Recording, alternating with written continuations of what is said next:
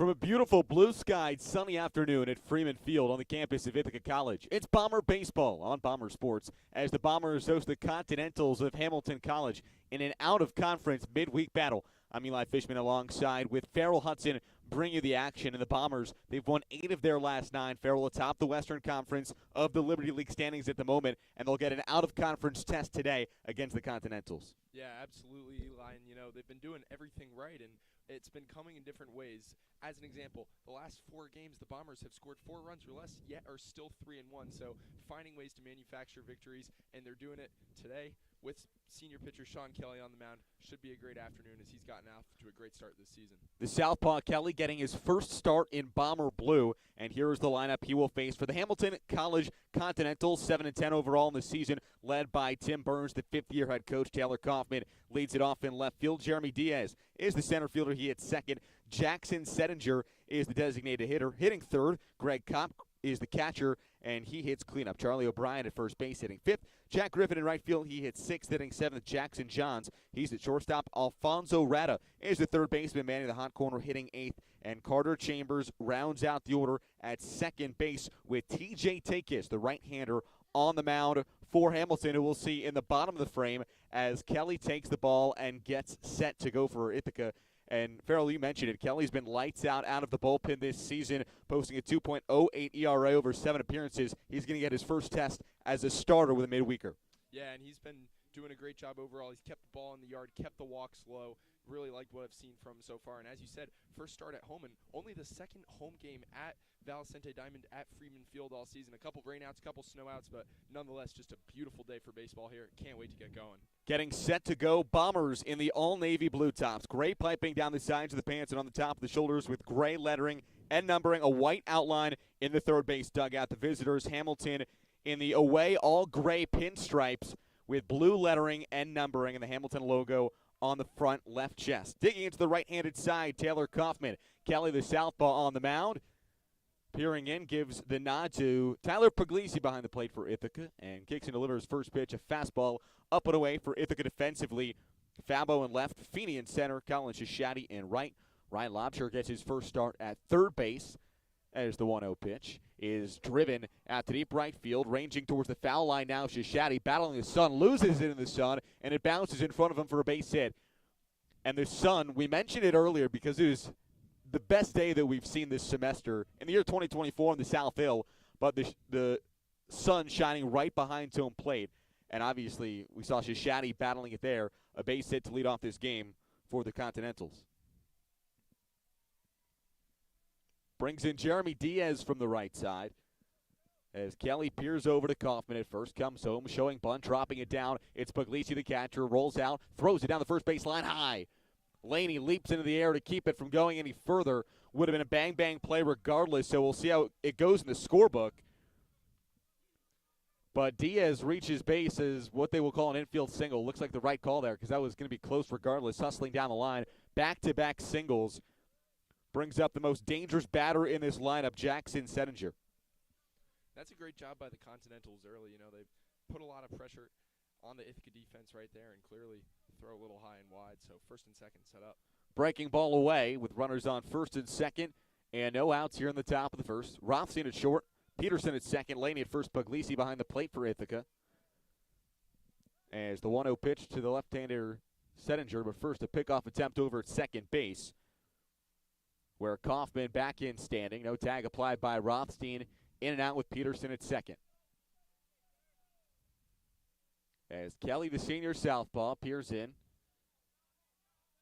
Gives the nod and sets, peeks around the bases, comes home 1-0. Fastball dribbled right side of the infield. Peterson tries to backhand. It'll skip up the middle for a base hit. Getting the wave around third, Kaufman. And here comes the relay up the line. He scores. Kaufman plated on the RBI single off the bat of Settinger. And a 1-0 lead for Hamilton on 3 straight base hits to start off this ballgame. For Settinger, that's his 20th RBI of the season, the team lead, as the cleanup man Greg Kopp will dig in from the left side. And Kopp's another one of those guys that you have to look out for in the cleanup role for a reason. So far, off to a great start this year, starting in 17 games with a .345 batting average, is now going out to the mound to have a conversation will be Puglisi. Puglisi, who's getting his 7th start of the year behind the plate and 3rd in conference play, going to meet with the senior left-hander, I should say, in Kelly, retreating back to his spot. Copp so far this season, the junior, hitting .345 with an .848 OPS. Runners on first and second, and a 1-0 lead for the Continentals. Kelly kicks and delivers. First pitch is a fastball just low. Count goes 1-0, and Farrell, he's yet to throw a strike that has not been a base hit. Yeah, a bit of a rough start so far for the senior southpaw, but good news is a lot of ground balls and a soft fly ball and a bunt, so no damage, just too bad just yet. 1-0 dribble back to Kelly, who from his knees fires it to the third base bag. Lobsher steps on the base, and they will get the lead runner on a little weak ground ball back to Kelly for out number 1. Copp's retired, and that'll bring Charlie O'Brien to the plate from the right side with Settinger off a second, Copp off a first, following the fielder's choice. Still speed on the bases, particularly in Settinger off his second, as the first pitch to the right-handed hitting O'Brien is a breaking ball inside. Back pick attempt at second base. Peterson wasn't even ready for it from Puglisi. Keeps it from going into center field. Trying to play heads-up baseball with Settinger dancing off the second base bag. Kelly comes home with the 1-0. Wave and a miss on the fastball, 1-1.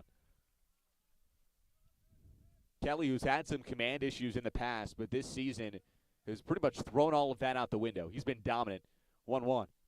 Breaking ball inside. It actually hit him. O'Brien reaches on the hit by pitch. Looks like it skimmed his front shin on a breaking ball. And the bases will be loaded now for the 6-man, Jack Griffin. If you're Kelly and the Bombers right now, you just got to think, hey, keep the ball low in the zone like we've been doing. Get that ground ball, because if you get a ground ball in the right situation right here, you get the twin kill and you get out of the inning. So hope to see that for the Bombers. Bases juiced, 1 out. First pitch is driven into left field. Ranging to his right is Fabo towards the foul line. He makes the play on the run. Tagging from third and scoring is Settinger. Very nice play by Fabo to prevent any further runs from coming across for out number 2 on the sacrifice fly from Jack Griffin. 2-0, or 3-0 now. Excuse me, 2-0. Hamilton leads.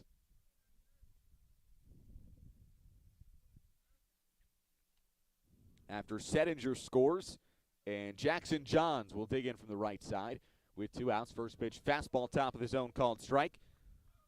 Johns, the senior shortstop for the Continentals, hitting .260 so far this season. As Kelly sets runners on first and second and 2 outs, here's the 0-1. Showing bunt, dropping it down. It's right back to Kelly, who picks it up, turns, and fires to first base to retire the side. But not before. 2 runs come across on 3 hits in the inning, and a 2-0 score with the Continentals on top as we head to the bottom of the first. But we shall keep it right here as T.J. Takis will take the mound for the Continentals, facing this lineup for Ithaca. Colin Shishati leads it off in right field. Louis Fabo in left field hitting second. Ethan Rothstein gets the bump up in the batting order. He's the shortstop hitting third. Ryan Lobsher playing a new position. We'll talk about that. He's at third base, manning the hot corner, staying in that cleanup spot. Camden Laney, the freshman, gets the start at first base. Matt Curtis is the DH. He hits 6th, hitting 7th. It's Colin Feeney in center field. Tyler Puglisi behind the plate hits 8th. Connor Peterson rounds out the order at second base. We talked about Kelly on the mound. Hitting against Takis, the right-hander, who's making his 3rd start of this season and his 4th overall appearance. And he's struggled a little bit over that span, particularly in his starts, where so far this season he has only pitched 4 1/3 total innings and had some trouble with another Liberty League opponent the last time out in Clarkson. Also pitched against Oswego and Ferrum State, and in that Oswego start as well, couldn't get a single out. Or I should say that was his sole relief appearance against Oswego. Could not get a single out. Allowed 3 earned runs on 1 hit and a few walks. But looking to get back on track, get the midweek start, and get set before conference play continues. Yeah, there's 2 things that you mentioned there, Eli, that really spoke to what I was thinking. And Clarkson, they're 0-8 on the season. He struggled against them. This is a perfect opportunity for the Bombers offense to get rolling. You haven't scored more than 4 runs in the last 4 games. This is the first of a 5-game homestand. And you're going up against opponents like Vassar and Bard, who are at the bottom of the Liberty League East standings right now. So it's good opportunity right now to get the offense rolling at home. And then in the walks department, very, very concerning for TJ Takis so far. The sophomore has allowed 10 walks through 4 innings and an inflated 16.6 ERA. So for Takis, due for a rebound start, you could say, but also the Bombers due for a great offensive afternoon. And a lot of that comes from the infinity ERA posted in that Oswego State relief appearance, as Colin Shishadi will dig in at the top of the order for Ithaca from the right-sided batter's box. 267 average on the season, 15 RBIs for this speedy leadoff hitter. As Takis rocks and delivers first pitch is a fastball low to Shishadi, an on-base machine. Works tough at bats. He's got wheels on the bases as well. Started the season a little bit lower in the batting order, but has worked his way up to the top. 1-0 from Takis, showing bunt now, pulling back. It's a called strike on the low outside corner. Evens at 1-1. 2-0 lead here for Hamilton in the bottom of the first inning after 3 straight singles started off this ball game for the Continentals. 1-1 pitch from Takis, breaking ball, called a strike at the bottom of the zone. Grooves it in there, count goes 1-2. Shishadi was a great story last season, worked his way into the starting lineup about halfway through the year. Made the all-regional team in the Cortland Regional of the NCAA playoffs. Here's the 1-2, wave and a miss at a fastball in the dirt. Finishing off the strikeout is Kapu, fires it onto first base for out number 1. And a great job by Takis doing what he replicated the pitch before that. Wasn't afraid to drop in a 1-1 curve right after the bunt attempt, and then right there goes back to what was good, but buries that one in the dirt. That's just very smart pitching for the first out on a very tough hitter in Shishadi. Brings up Louis Fabo, the senior, hitting .318 on the season. Here with 1 out, and from the right side, takes the first pitch fastball on the low outside corner. For Hamilton in the outfield, Kaufman in left, Diaz in center, Griffin in right. On the infield, left to right, Rada at third, Johns at short, Chambers at second, O'Brien at first, with Kopp behind the plate. Here's the 0-1, and this one is nubbed right side of the infield, and it'll roll right to the first baseman, O'Brien, on a little dribbler. He steps on the first base bag on the unassisted ground ball. 2 outs in the bottom of the first. It looked like he got jammed on the inside corner there. It was one of those inside-out swings that just didn't get all of it, and unfortunately, 2 quick outs here in the bottom of the first. Definitely the confidence booster that Takis needed coming into this. Brings up Ethan Rothstein, the senior shortstop, hitting .367 on the season. That's the leading average in the Bombers lineup. First pitch he sees with 2 outs is a fastball just upstairs. Ithaca looking to get some back here in the bottom of the first. 2-0 Hamilton on top. For a Bombers team that's won 8 of their last 9. They had an 8-game win streak snapped on Sunday against RITs. The breaking ball outside makes it 2-0.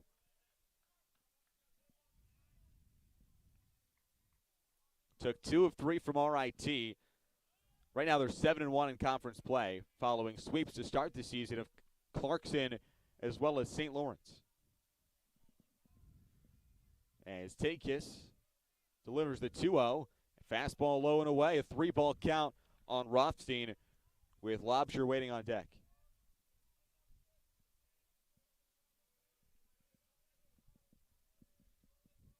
Takis, the right-hander, looks through the gray glove.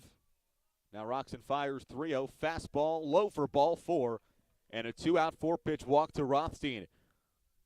Represents the first base runner today for the Bombers and will bring Lobsher to the dish.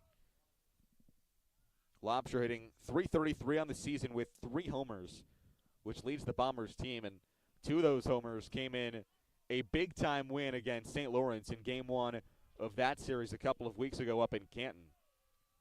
With 2 outs and Rothstein off first, he's got speed. The big right-handed hitter Lobsher digs in, breaking ball outside, makes it 1-0. That's 5 out of the last 6 pitches by Takis out of the zone. We've seen him get himself into walks trouble before right now. If I'm the Bombers, I'm a take-first mentality right now. It's the bottom of the first inning. I'd like to work the pitch count, see it through, and we'll see what can come of this.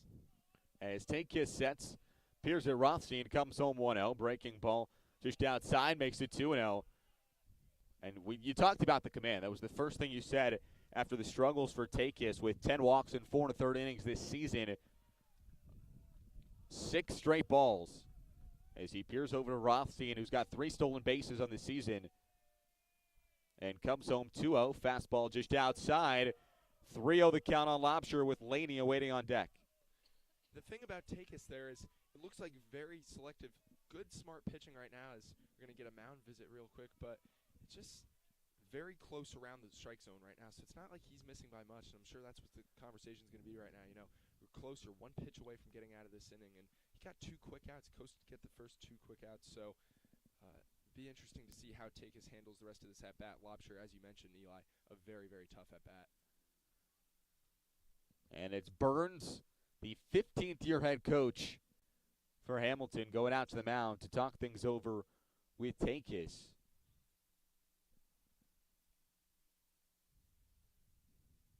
And he'll step on the other side of the chalk back towards the dugout. A rare 3-0 mid-at-bat mound meeting with 2 outs, something you don't see all that often.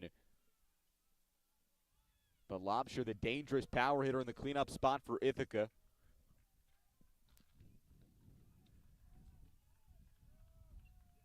As the sophomore Takis peers in, looks at Rothstein. Now comes home, 3-0, 2 outs, fastball, low ball 4.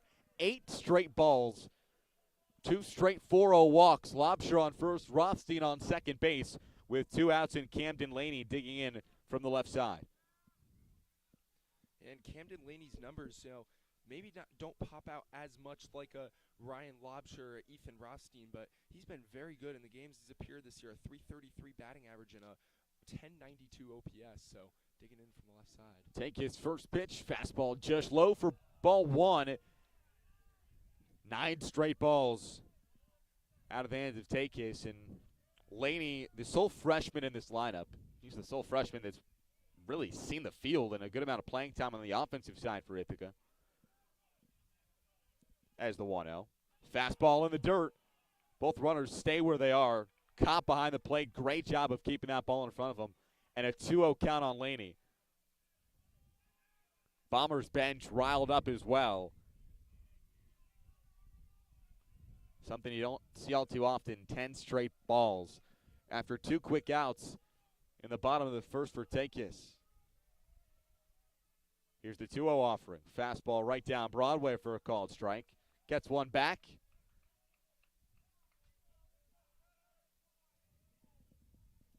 Takis, the sophomore right-hander from McLean, Virginia. Set. Peers over at second base. Rothstein now looks home, delivers 2-1. This one's roped up the middle for a base hit. Scoring is Rothstein. Getting the stop sign at third is Lobsher as the throw is up the line. Scurrying up to second base on the throw is Camden Laney, who gets the Bombers on the board with an RBI single in the bottom of the first to cut the deficit to 1. And that ball was just smoked by Laney. It looked like it just ate up the shortstop in Johns right there. And good job by the Bombers taking advantage of an opportunity given to them. 2 walks. They say walks kill you, and that's exactly what it did right now. Bombers set up on the corners, down by 1. And that will bring Matt Curtis to the dish, which is a guy that you probably don't want to see in the right-handed batter's box with runners in scoring position. He leads the team with 22 RBIs. That's 3rd in the Liberty League this season. First pitch he sees, fastball called, strikeout or third, and the count goes 0-1. With Laney off a second, Lobsher off a third, and 2 outs. The wheels coming off for Takis after 2 quick outs to start off the frame. Here's the 0-1 pitch. Breaking ball looped right side and right to the second baseman Chambers, who plucks it out of the air to retire the side. Not before the Bombers get 1 run back on the RBI single from Camden Laney. 2-1, Hamilton leads as we head to the second on Bomber Sports.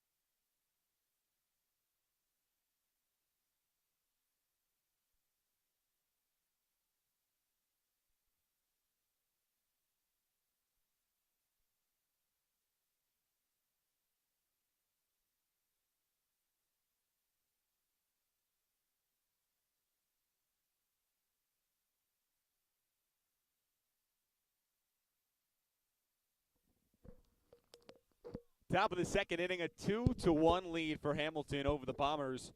8-9, top of the order due up for the Continentals after 7 batters came to the plate in the first inning, where 2 runs came across. The Settinger RBI single and sac fly off the bat of Griffin as the southpaw Kelly back out onto work. And the first pitch to Alfonso Reyta.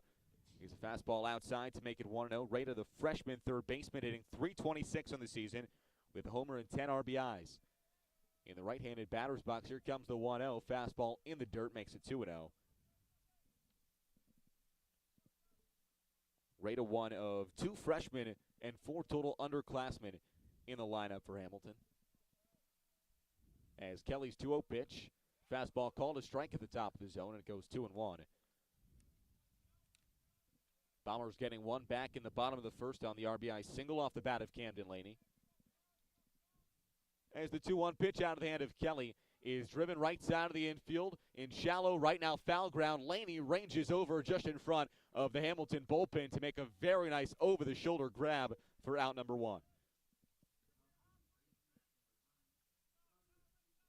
A tough play to make, especially with the sun, as we talked about in the first inning, where Shishadi had trouble battling the sun. Ball dropped in for a single. Not a great spot, right behind home plate, and sky high, and a tough pop-up there. But Laney does a nice job in one of his first collegiate starts at first base. As the first pitch, a fastball upstairs to the 9-hitter, Carter Chambers. Makes it 1-0. Chambers, the junior second baseman, hitting .250 in 8 total games played this season for Hamilton, as the 1-0 rides upstairs. And the count goes 2-0.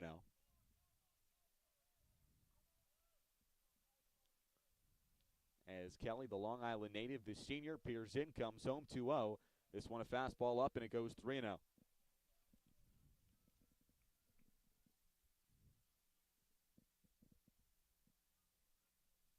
Kelly from South Hempstead, New York, delivers home the 3-0, and a fastball in there for a called strike.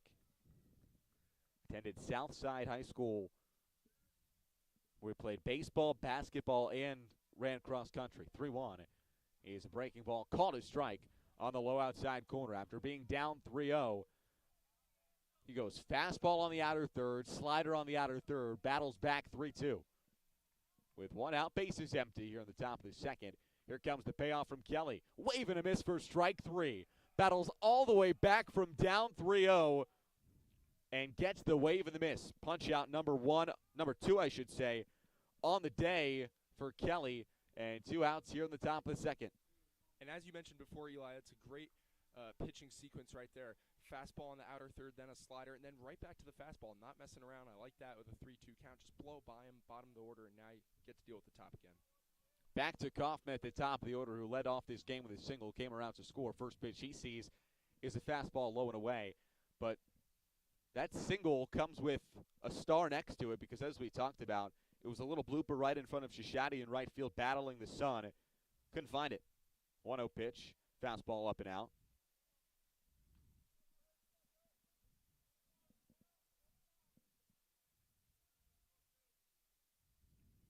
So looks for a change of luck this time around. As Kelly comes home with the 2-0. And his fastball's laced out to right center field. Shallow now coming in. Shishadi battling the sun. Makes the play on the run in shallow right to retire the side. 3 up, 3 down for Sean Kelly in the top of the second. We head to the bottom of the frame. 2-1. Hamilton leads.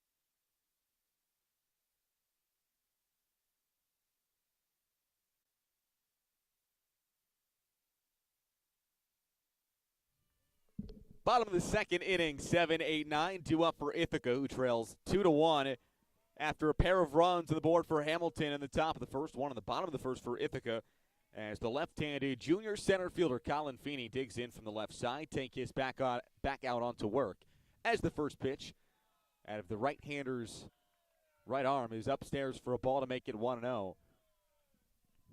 Feeney hitting .304 on the season with a homer and 8 RBIs. As the 1-0 pitch.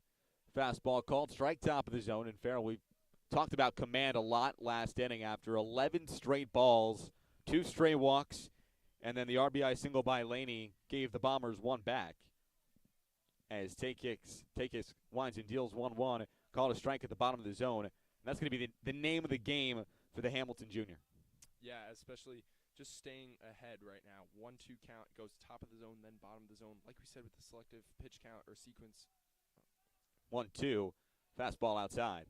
Like we said, from Sean Kelly in the top of the inning, he was crafty, went in and out, up and down, trying to see more of the same here from Takis, but really establish his rhythm in strike zone. As Takis pierced through the tan gloves, delivers home the 2-2, and it's dribbled foul on the left side of the infield, just a few feet up the line, where it's picked up by the Hamilton catcher, Greg Kopp. Count stays 2-2 on Feeney, who has had some hot streaks and some cold streaks so far in the season. He had a 9-game hit streak snapped on Friday against RIT and didn't necessarily have the best RIT series at the plate, looking to get back in a rhythm. Down to the 7th spot in the Bomber order. As the 2-2 pitch is dribbled left side of the infield. The shortstop Johns picks up, throws across the diamond, not in time. And Feeney, the reason he's typically the leadoff hitter for this Bomber team is the speed on full display. That's a routine chopper to the shortstop. And Feeney makes it a bang-bang play, called safe, an infield single. Yeah, and I'm honestly surprised that Jackson Johns let it play that one extra hop with the speed of Colin Feeney. I guess just not used to Feeney's speed, but if he comes up, plays that hop, good chance he throws him out there. Nonetheless, good job by the leadoff hitter for the Bombers, taking advantage of the opportunity. And that'll bring up Tyler Puglisi, the junior catcher. And from the right side, Feeney off on the first pitch. It's a strike, throw out to second base, not in time, as it skips out of the glove of the shortstop Johns. Beauty of a throw from Kopp. On the money, could not have been more perfect. But Johns just couldn't handle it, in and out of the glove. And Feeney gets his 7th stolen base of the season, which leaves this Bombers team 0-1 count on Puglisi, runner in scoring position. That's the tying run. As the 0-1, breaking ball in the dirt, smothered by Kopp to keep Feeney off the second base bag. The count goes 1-1 on the University of Albany Division I transfer in Puglisi, his first year in Bomber Blue.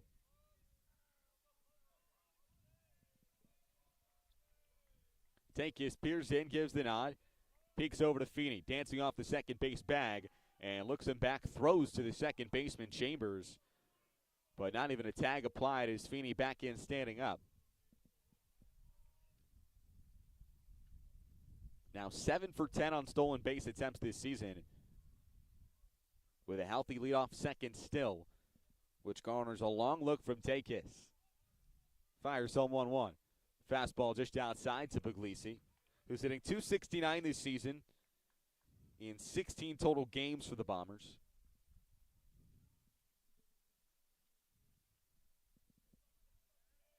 As the Hamilton right-hander peers over to second. Now delivers the 2-1. It's nubbed foul behind his own plate off the netting. Evens it up at 2. And a whole lot of catching depth on this Ithaca team.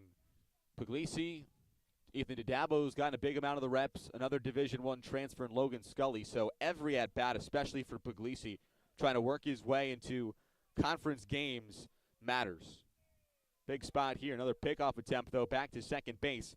We're Feeney back in with a head-first dive. Boy, Feeney's really caught the attention of Hamilton now. Not only was two different pickoff moves by Takis, a spin move and then a peel around and throw. So definitely Continental's keeping a close eye on the Bombers' leadoff hitter. Takis with a long look over to second. 2-2. Breaking ball in the dirt. No offering from Puglisi.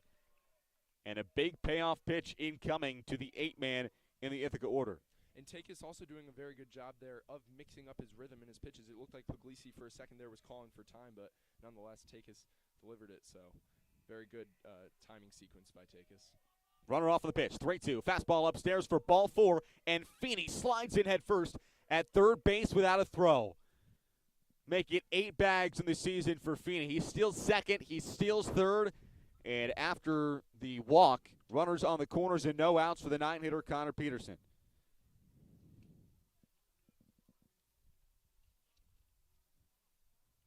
Peterson, another guy that we mentioned where midweek at-bats are huge as he's trying to work his way back into the lineup.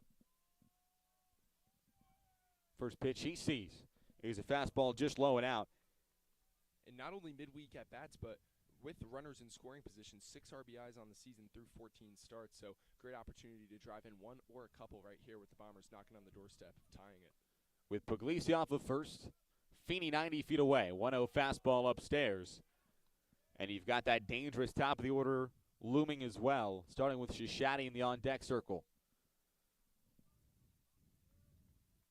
Takis takes a long period, pickoff attempt over at first. Puglisi back in with a head-first dive. No tag applied by O'Brien.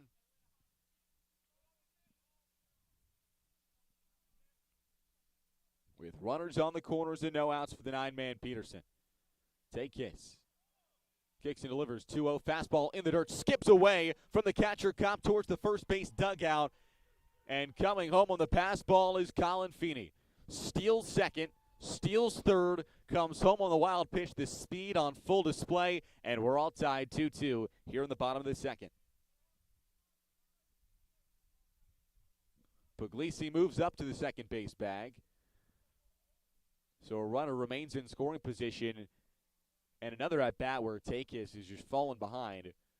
3-0 to the 9-hitter, as it looks like we'll get some bullpen action cooking down the right field line for Hamilton.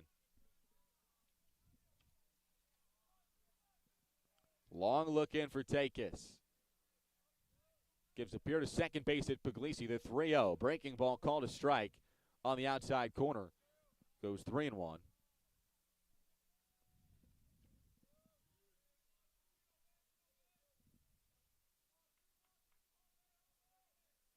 With the go-ahead run off second. 3-1 pitch. Fastball in the dirt, ball 4. And that is walk number 4 allowed in this ball game by Takis. First 3 have reached here in the inning. And runners on first and second for the top of the order in Colin Shishadi. He was the sole strikeout victim of Takis back in the first inning. His first time to the plate. As Takis comes home with the first pitch. It's a fastball right down Broadway for a called strike.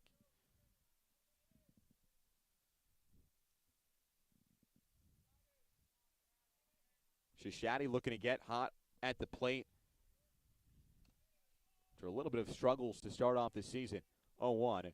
Fastball called a strikeout at third. He goes down 0-2 after Shishadi led the Liberty League in batting average last year, 489 amongst qualified candidates. Hitting .267 now, not necessarily the start he's looking for his senior campaign. Down 0-2 in the count. A defensive hitter, though. He's tough to strike out.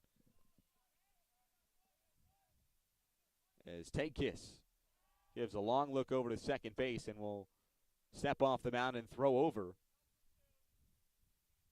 But back in time, standing Puglisi to take some attention off the incoming 0-2 pitch. Another long look from Takis. Here's the 0-2. Breaking ball dribbled right side of the infield. Chambers, the second baseman, rather now it's the first baseman, O'Brien, who plucks it and throws on to second base to get the fielder's choice. They're able to get Peterson going to second. Shishadi in at first without a throw. And runners on the corners with 1 out for Louis Fabo. And that's exactly what you said, Eli. You know, he's a tough at-bat. That pitch right there was out of the zone, but he just found a way to pluck at it, unsure whether it was a strike or a ball, able to just tap it and play there. And that's a very productive at-bat. You get the runner over 90 more feet in a 2-2 game. Very good job by Shishadi. And you put speed on first base as well in Shishadi. We'll see if he's off. with Fabo, the three-time All-Conference player in the right-handed batter's box, and Shishadi first pitch off and in without even a look from Kopp. That's what Shishadi offers at the top of the lineup. Stolen base number 7 for him on the season. He's still yet to be thrown out.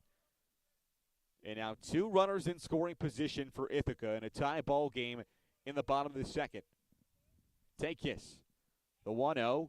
He's in the dirt, gets away from the catcher. Kopp goes all the way to the backstop. And scoring is Puglisi. 3-2 Bombers on top. On only 2 hits.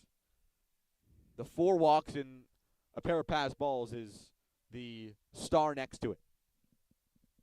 Yeah, Take is continuing to have command issues like we saw in that first inning, the 10 straight balls. Now he's down 2-0 in a count. Another runner in scoring position, down a run. Has to find the zone here quickly, or else Rodriguez will be summoned into the game. 2-0 upstairs.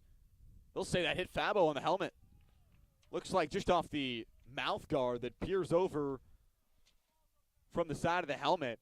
Skims off it, and looks like that will be it for Takis. Action over the inning in the bullpen, and that will be all she wrote. Runners on the corners with 1 out, a 3-2 lead for Ithaca when we come back on Bomber Sports.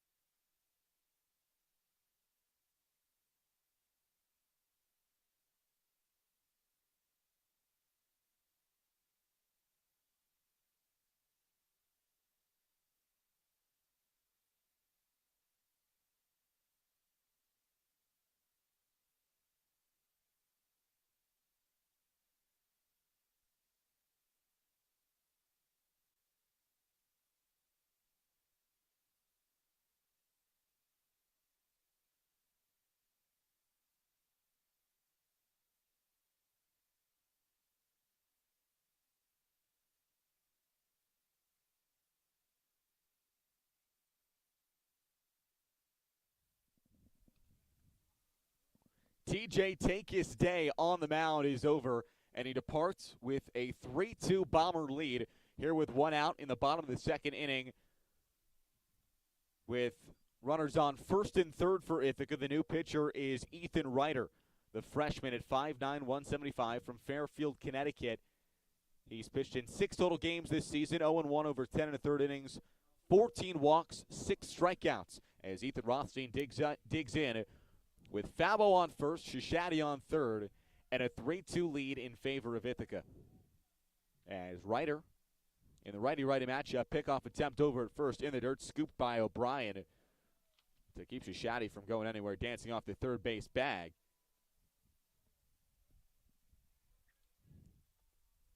Looking to keep him close with speed on the base paths. And Ethan Rothstein, who leads the team in average in the right-handed batter's box. Another pickoff attempt. Back with a head-first dive is Fabo. Rothstein, the team leader in batting average among starters, with a .367 mark and an .849 OPS. In the 3 spot for Ithaca is another pickoff attempt and another head-first slide-in safe for Fabo. After 2 walks, a hit batsman, a single, and a pair of wild pitches have resulted in 2 runs coming across in this inning, and the Bombers taking the lead as the first pitch to Rothstein is the fastball low and out. Fabo off on the pitch, and he's in at second without even a look. And not only has Hamilton hurt themselves with the 2 pass balls and the 4 walks by Takis, but it's also been the Bombers' speed. We saw it from Feeney, we saw it from Shishadi. Now, good job there. 1-0. That's off the helmet of Rothstein. A hit by pitch, second of the inning, back to back. Off the helmet, and the bases will be loaded for Ryan Lobsher. And that is the 6th total free pass. There have been more free passes than outs by this Hamilton side. 4 walks and a hit batsman by Takis. And now Ryder with 1. As the first pitch to Lobsher is roped right center field. That'll drop down for a base hit. 1 run across. Fabo gets the wave. He's in standing. A 2-run single off the bat of Ryan Lobsher gives the Bombers a 5-2 lead here in the bottom of the second.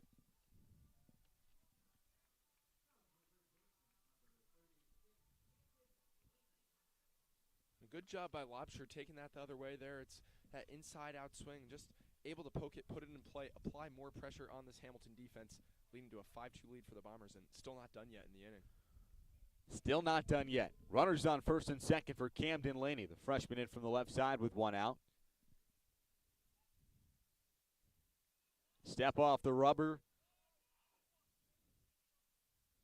after the pickoff play initiated by the Hamilton defense. Can't result in anything. Ryder's first pitch to Laney, fouled back behind his own plate, over the netting, and out of play. Laney, who has starred as a freshman, working his way into the lineup this season.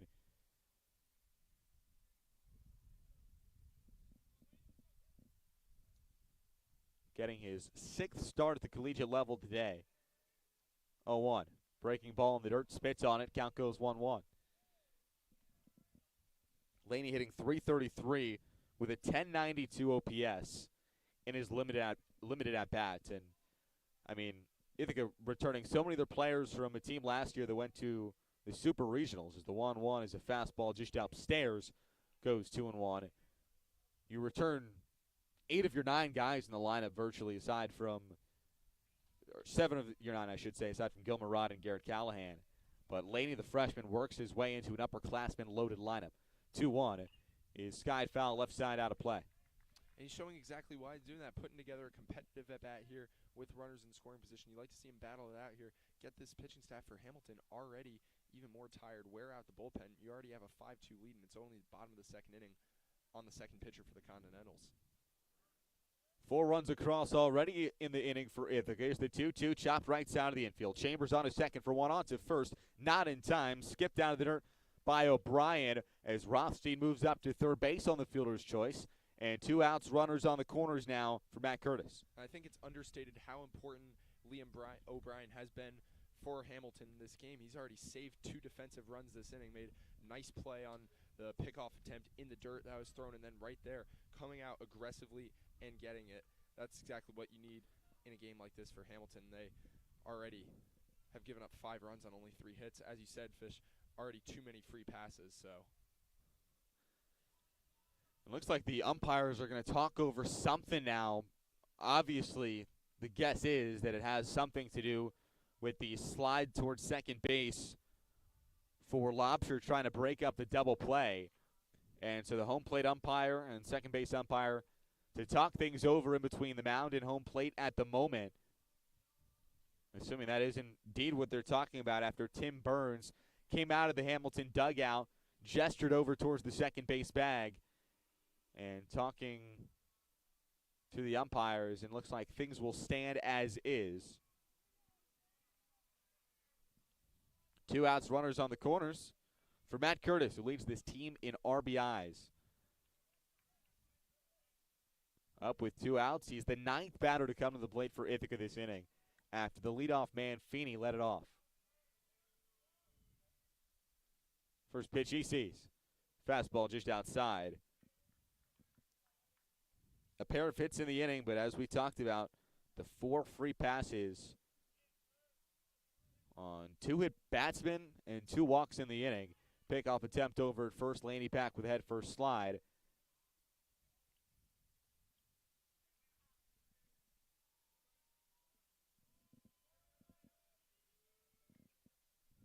As Ryder peers in, gives the nod. Sets, delivers. 1-0 is skied foul behind his own plate. Out of play to even it at 1.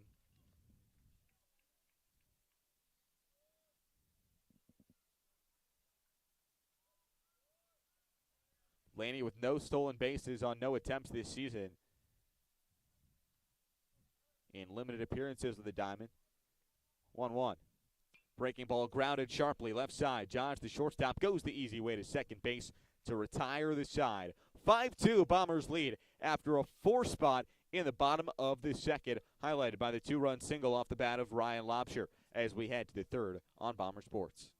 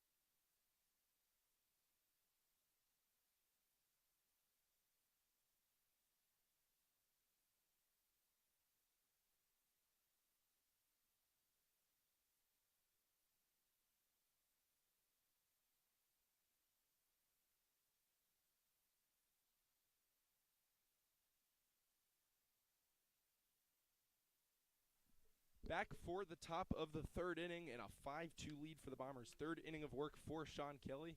Goes back and he'll face the teeth of the Continentals order. It'll be Diaz, Sattinger, and Kopp, the 2-3-4 here in the top of the third against the senior southpaw. Kelly kicks and delivers. Just off the outer half for ball 1.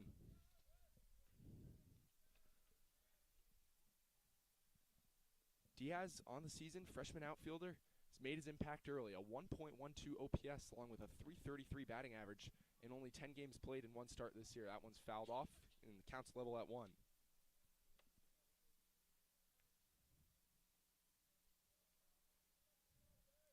Kelly gets a sign and set.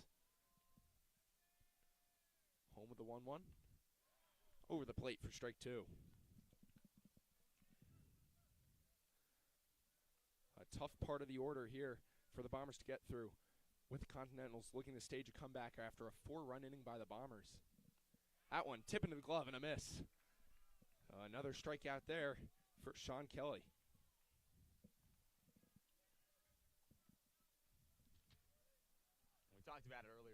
We talked about it earlier, Farrell, but Kelly throughout his career has had struggles with the command, but the stuff has always been there, especially with that fastball. A lot of ride and run. Deception for the lefty. We see it. Kelly, bit inside there to Sattinger. Sattinger, a great season for the Continentals so far, leading in hits and runs, a 474 batting average. Also, team leader in RBIs, driving in 19 so far. 1-0 home. That one's fouled back to the screen, count level.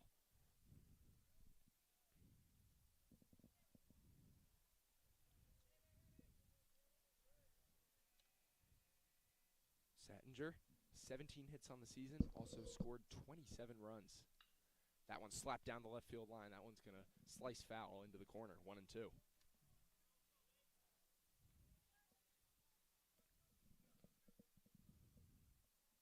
Kelly doing a good job staying ahead of counts, keeping rhythm already. 3 strikeouts already, looking for his 4th here in the top of the third.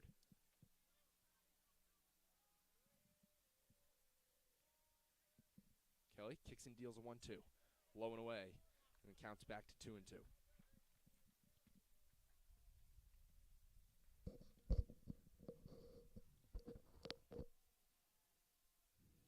Kelly, home with the 2-2.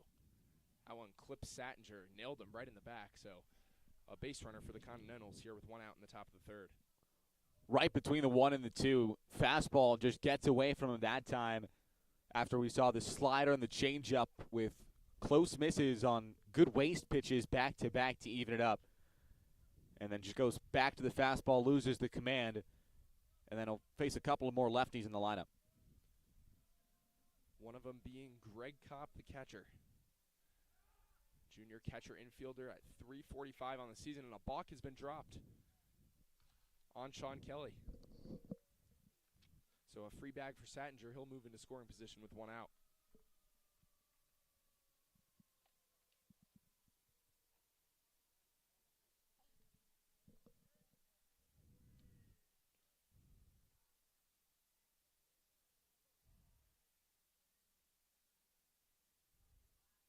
Kelly gets his sign and sets. Delivers to Kopp. Low and away. Ball in the dirt there, smothered by Puglisi. No advance there from Sattinger.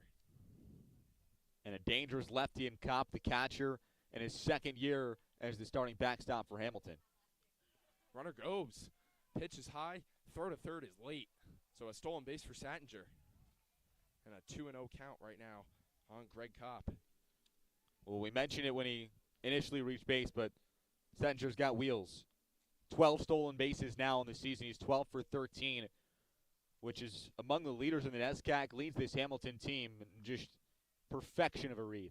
And now the Bombers bullpen starting to get a little bit hot there. Dan Kellatan, the junior pitcher, warming up as there's a strike. 2-1.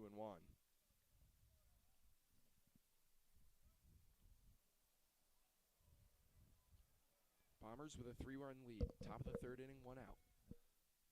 Kelly home with the 2-1 to Kopp. That one slapped down the third baseline. Nice play. The tag play, and he's safe. That was a rope of a ground ball. And trying to get the third out there, the second out at the last second, was Laubscher.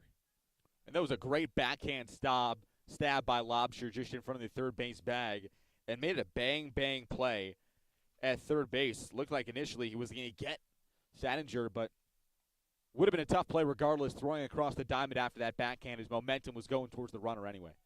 Charlie O'Brien, the senior first baseman, at the dish, made two great defensive plays in the bottom of the second inning, and now he represents the tying run for Hamilton in the top of the third. Bombers bullpen continuing to get hot. Kelly, home with the 1-0. That one's line foul to the backstop, 1-1. O'Brien got hit with the pitch on the back last time, but a 400 hitter in 13 games, 10 started this season for Hamilton. Kelly delivers in a bunt play. Squeeze in front of the plate, checking back the runner and throwing to first in time for the second out. Runner advances to second, so second and third, 2 outs for the Continentals, down 3. Couldn't have asked for it any better if you're Ithaca in terms of that bunt. Great job by Kelly. Quickly off the mound, gets that ball just in front of the rubber, and stares Settinger who's got the most speed of anybody in the base paths, back to the bag. Nice throw over to first to get the easy out, and all you need is one more. Now it's Jack Griffin. Flew out to left field in the first inning, and he gets clipped by the pitch. So, pass balls, wild pitches, hit batsmen, free passes just seem to be the theme in this one so far. The bags are juiced in the top of the third.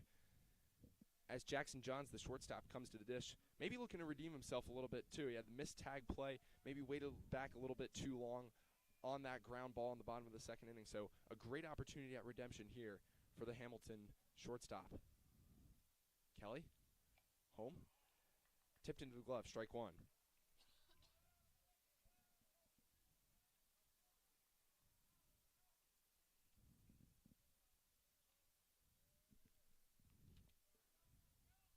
A 1 home, high and away.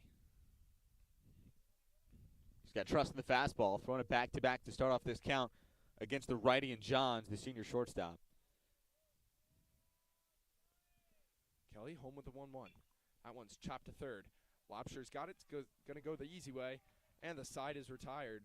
3 runners stranded. We're through 2.5. 5-2 Bombers.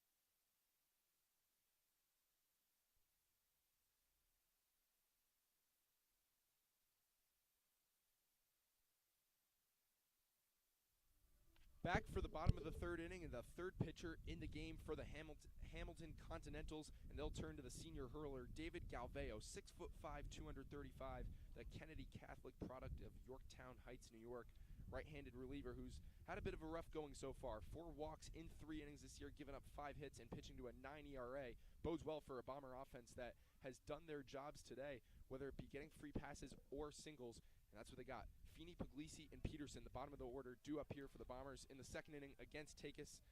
Feeney had a single, followed by 2 base on balls as there's a strike dealt by Galvao.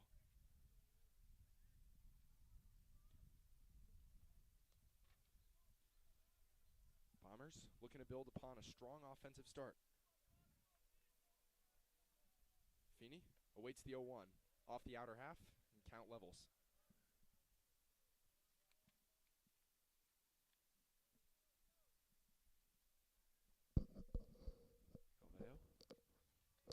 Sets and delivers a 1-1 over the outer half, strike 2. And Feeney looking to get hot at the plate as well after he had a tough series this past weekend against RIT. Went 1 for 10, had his 9-game hit streak snapped on Friday in game 1 of the series. Galveo home with a 1-2. Curveball chopped to the right side, going to be a tough play. The play is made, feeds to first base just in time.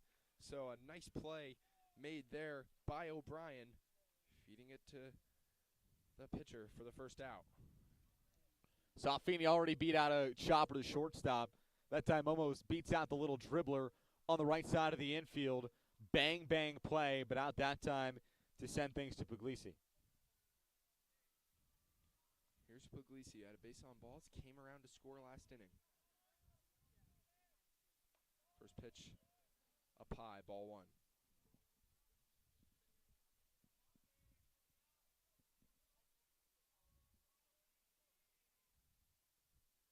Galveo staring down at his glove, long wait. Gets the sign, shrugs his shoulders and kicks and delivers. That one spanked into left field, going back and over the head of the left fielder, Kaufman, and it goes off the wall. Fire it in, and it'll be a double there for Tyler Puglisi. That starting catcher job, we talked about it, it's very much up for grabs. Ethan Adabo started a good amount of the in-conference games, but Tyler Puglisi, the D1 transfer, has the chance to get hot and get a couple of more starts, most definitely by the end of the season behind the plate. And that'll help right there. A 1-out double, spanking that off a hop on the left field wall. Put a runner in scoring position for the 9-man. And the 9-man for the Bombers is Connor Peterson, who takes inside. Another runner in scoring position for the Bombers, looking to build upon a 5-2 lead here in the bottom of the third. Galveo sets. Checks on the runner, and his 1-0 home. Fouled back.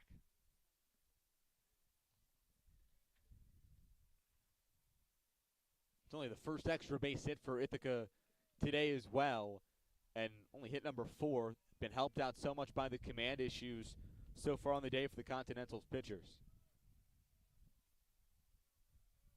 Galveo deals the 1-1. Slow looping curveball poked into right field. Coming in is Griffin. He'll make the play, and just bluffing there will be Puglisi. The throw is drawn into third base, no advance. So back to the top of the order here in Colin Shashadi. Struck out in his first at-bat, but had a base hit in his second and came around to score. 1 for 2 on the day.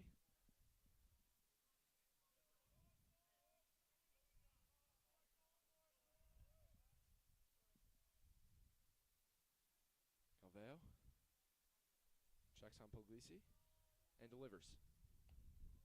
A little bit high, ball 1.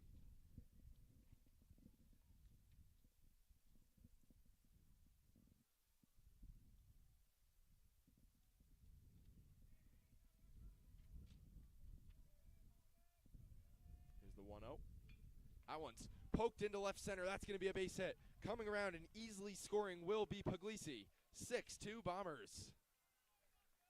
Another hit for Colin Shashadi. He continues to impress at the top of the Bombers lineup. It's a fastball at the top of the zone, just sits back and ropes it into left center. Easy wave for Puglisi there, and the Bombers keep on pouring it on the offensive side. Exactly what you need. They'll look to continue it here with Louis Fabo.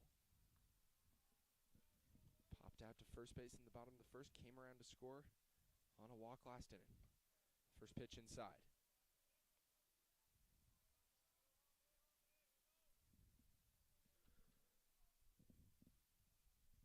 Fabo, the senior outfielder at .318 on the season.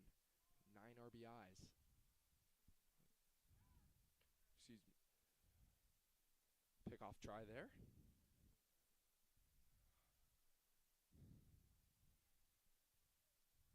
Oveo is going to try for another pickoff.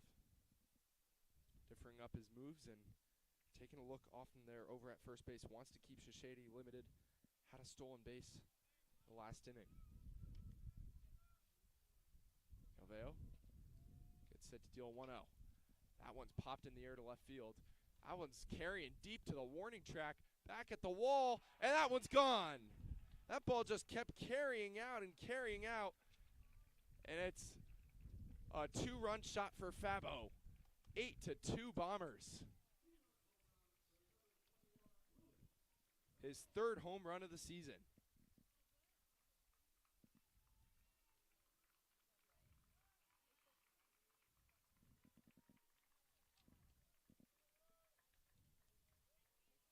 So the Bombers add some extra insurance, 8 runs now through the first 2 2/3, and they look to keep it pouring on with Ethan Rothstein at the dish. First homer since the spring break trip as well for Fabo, 3rd of the year. This one dribbled on the ground to third, deep in the hole. Strong throw made across the diamond in time. A nice play made there by the third baseman to get out of the inning for Hamilton. So, a couple more hits and a 3-run inning. 8-2 Bombers as we head to the 4th.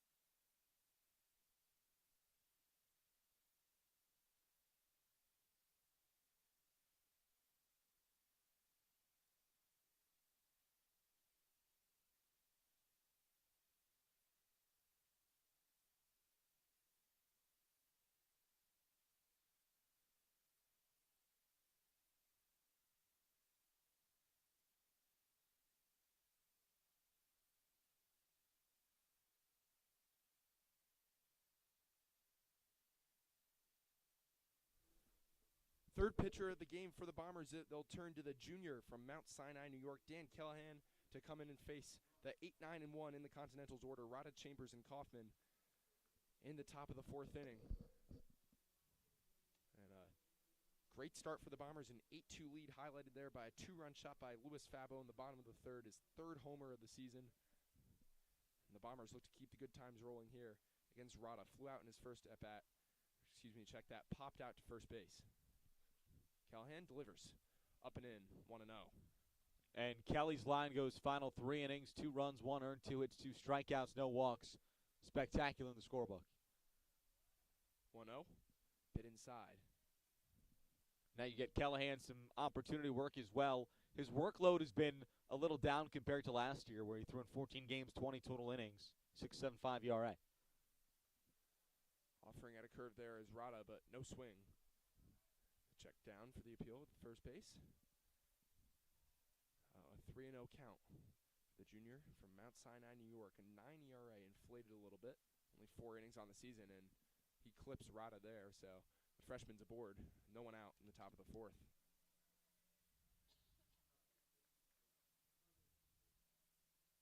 That's the 3rd hit by pitch of the game for the Bombers. Or check that for the Continentals. Callahan taking a quick look over at first base, surveying his sign. Deliver. One chopped foul out of play. Chambers at the bottom of the order. The junior infielder from East Lyme, Connecticut. Only started in 2 games this season. 0 homers, 1 RBI, and a .250 batting average. Chambers offers that one 0-2. Callahan, nice rebound after a 4-pitch hit batsman in Rada.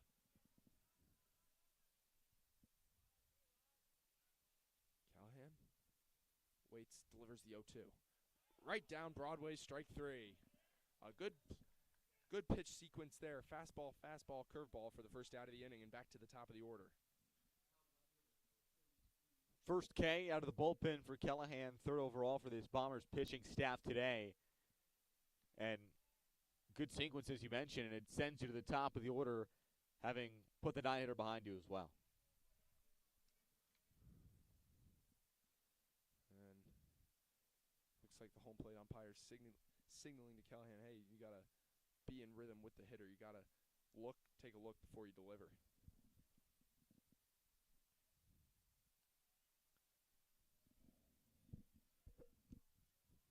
Callahan tries to pick off play.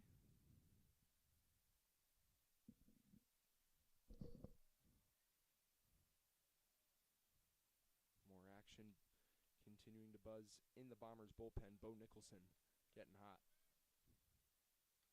First pitch, snap throw to first. Close pickoff attempt. Good idea there by the Bombers. Nonetheless, Rada gets back in safely. But at least he looked strong defensively. Seen a couple back pick attempts there. Heads up baseball, that time just back in, Rada. Callahan deals the 1-0. That hits Kaufman, so 2 runners aboard via hit by pitch this inning, and Hamilton set up first and second, 1 out.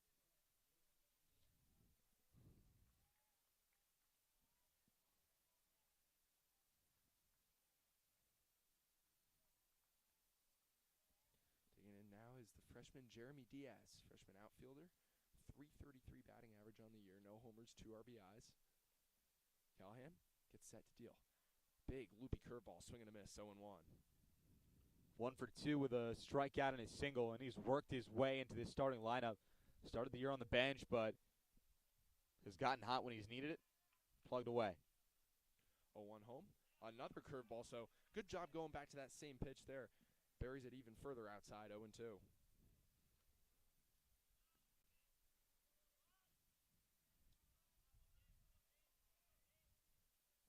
Callahan, check second base.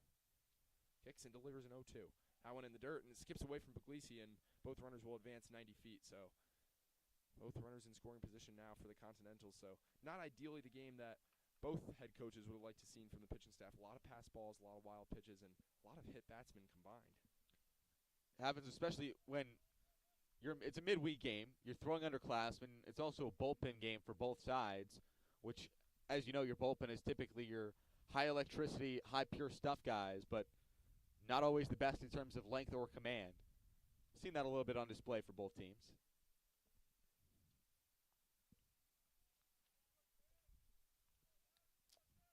Callahan, ready to deal 1-2. That one just misses the outside corner. Good pitch, good spot there on the fastball. Count levels to 2-2.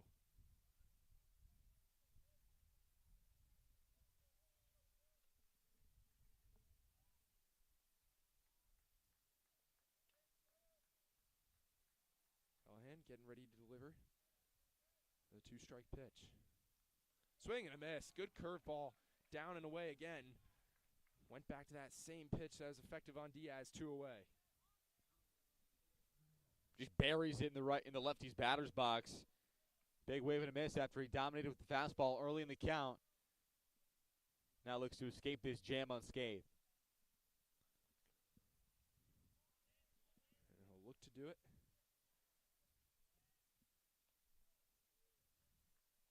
1-0, down and in.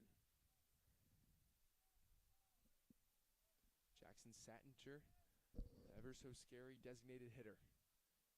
Leading in most offensive categories for the Continentals, fouls this one away. A 1-1 count.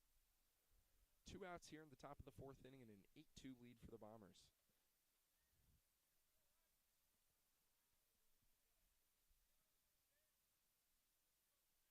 Callahan gets set, home with the 1-1. This one down and in.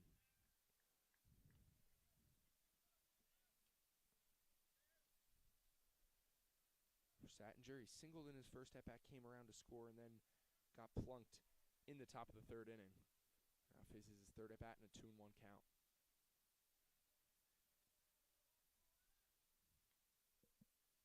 This one misses over the outer half, 3-1.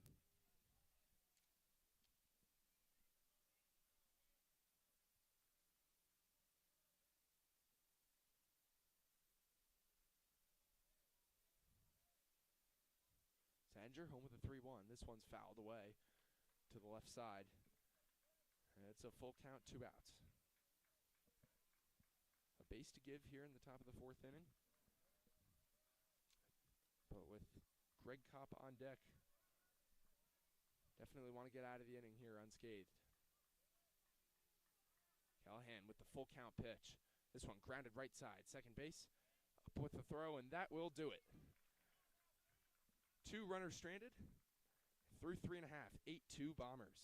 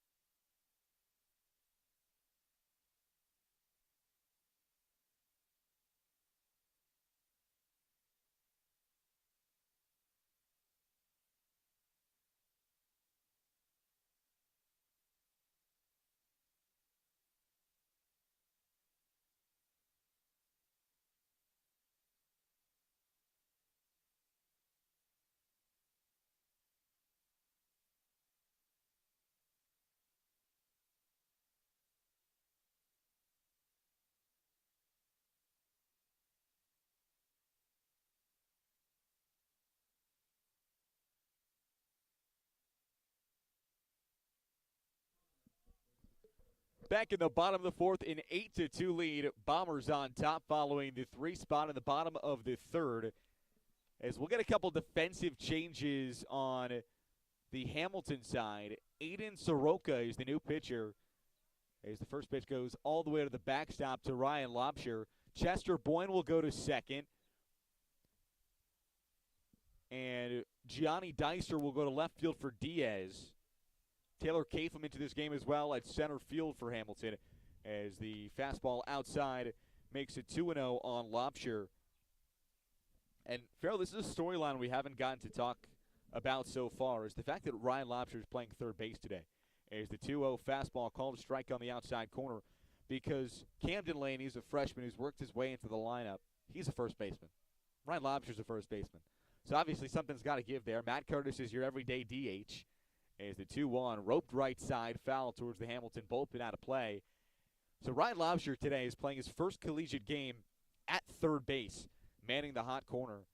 Made a couple nice plays defensively already, but stepping up to the challenge on the defensive side, and his bat stays red hot at the heart of this lineup as the 2-2 fastball in the dirt makes it full. Yeah, for sure. And, at third base and third base, you make a lot of the same plays. They call third base the hot corner, but you could argue it could be equally just as much at first base. And, yeah, like you said, Eli, earlier, these midweek games, a lot of mixing and matching to see what works. As the 3-2 pitch, fastball fouled off the netting behind home plate. And he's already played well so far. He's already got himself a 2 RBI single. I'll be curious to see what the lineup looks like come this weekend when Ithaca will host Vassar for a doubleheader Saturday, Bard for a doubleheader Sunday here at Freeman Field. As the 3-2 is now left side. Shortstop Johns charges, throws across the diamond in time for out number 1. First time today, Lobsher's been retired. And 1 out here in the 4th. But Bard as well coming to town on Sunday, and be anxious to see how the lineup looks as we will have another mound meeting. Tim Burns only 10 pitches in for Soroka will make his way out to the rubber to talk things over with Soroka as well as the catcher Kopp.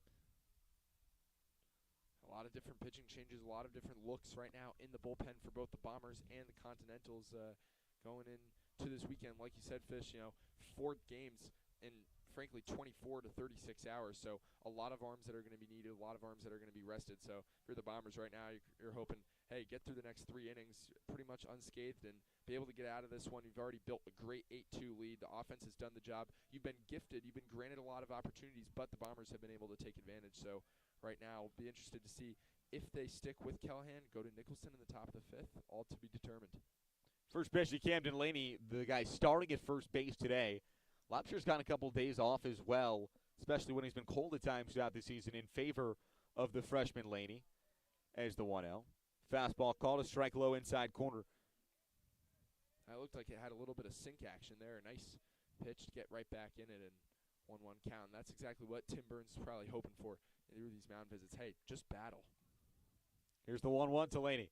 Breaking ball, big wave and a miss. Caught off balance. Buckles at it. Count goes 1-2. For Soroka this season, 4 2/3 innings of work over 3 appearances. He's allowed 6 total earned runs with 3 strikeouts and 2 walks. 1-2. Fastball low. So an 11.57 ERA, but granted a small sample size. He hasn't pitched since the 27th of March in a midweek against Oswego State. Here's the 2-2 offering. Fastball skied over the Bombers' dugout on the third base side, out of play. 2-2. Laney doing a good job. He hasn't gotten many starts at first base this year, but clearly looking to make the most of his opportunities. You look at his first 2 at-bats, was able to reach base, out on the fielder's choice in the second. But check swing at the 2-2 at the top of the zone. Yes, he did go around. Laney retired on strikes. Out number 2 here in the 4th. Nonetheless, Laney doing a good job battling in these at-bats. That's what I've seen all day from him, and that's especially important, like you said, having an underclassman in this upperclassman heavy lineup that can contribute with just even battling, getting it to the next guy like a Matt Curtis who can really deliver in the knockout blow. Curtis over 2 today, takes a breaking ball low and away. Count goes 1-0. Hitting .321 on the season, the team lead 22 RBIs. Up with 2 outs and the bases empty as the 1-0 pitch, a fastball just outside, goes 2-0. 8-2 lead for Ithaca back in the bottom of the 4th inning in this midweek battle against the Hamilton Continentals and the Bombers. As the 2-0 fastball wave and a miss, count goes 2-1. Curtis looking to get it rolling in the 6th spot today for Ithaca. As Hiroka, the fourth pitcher used of the day for Hamilton, comes home with a 3-1. Breaking ball skips in the dirt, goes all the way to the backstop, goes 3-1. And we talked about the logjam at first base with Lobsher and Laney. Matt Curtis as well as a first baseman. He's been the everyday DH this year for Ithaca, but last year got plugged in a few games when Lobsher was cold at the dish. As the 3-1 fastball low and away, ball 4, and a 2-out base runner for Ithaca. Curtis on base for the first time today. Yeah, and that's a luxury of problems. That's what you want on a team, especially 100%. at positions where, a power guy like a Lobsher, like a Laney, between third and first base, that's really good. That's exactly what you want right now. So the Bombers have a lot of mixing and matching, a lot of options. Another thing I like to see on the schedule, too, is first pitch to Feeney, grounded sharply right side. First baseman O'Brien steps on the bag to retire the side. One runner left on base on the 2-out walk. 8-2 Bombers lead as we head to the 5th on Bomber Sports.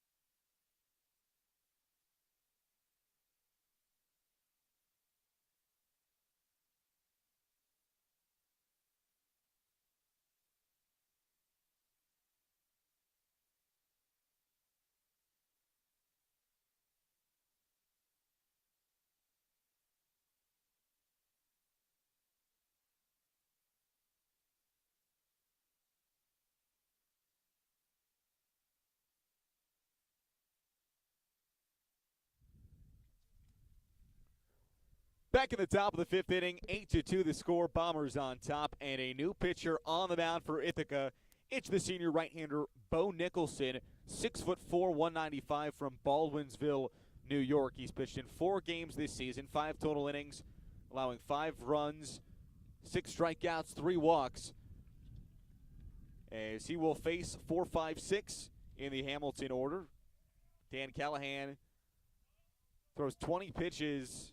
Doesn't allow a hit or a run in a shutout inning of relief in the 4th. As the first pitch out of the hand of the big right-hander is a called strike on the bottom of the zone to the cleanup man in Greg Kopp.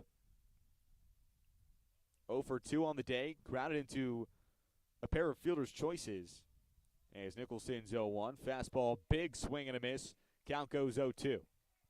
And big right-hander indeed, and with that frame, he's really able to stride out, and this is a perfect time to bring him in. 8-2 game, you want to lock the game down, and you have a big right-hander coming against top of the order, looking to just eat innings and get out. Here's the 0-2, off speed, just outside. Went with the changeup on the black. And the count goes 1-2.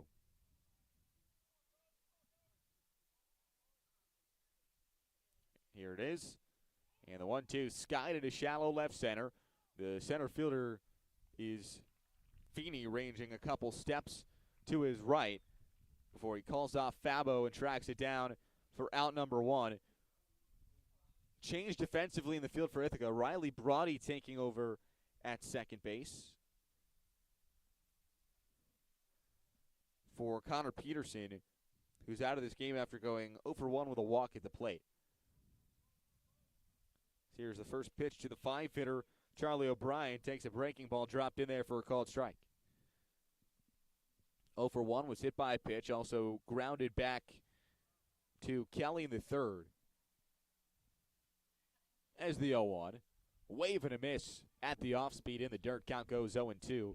And Farrell, we haven't really gotten a chance to dive into Sean Kelly and what he did today. 3 innings, 1 earned run, 2 hits, 2 strikeouts, no walks. He was stellar on the rubber. As the 0-2, fastball nubbed foul towards the Bombers' third base dugout. And that obviously comes after 5 shutout innings against RIT on Saturday out of the bullpen. Puts his ERA below 2 on the season, and he's been dominant.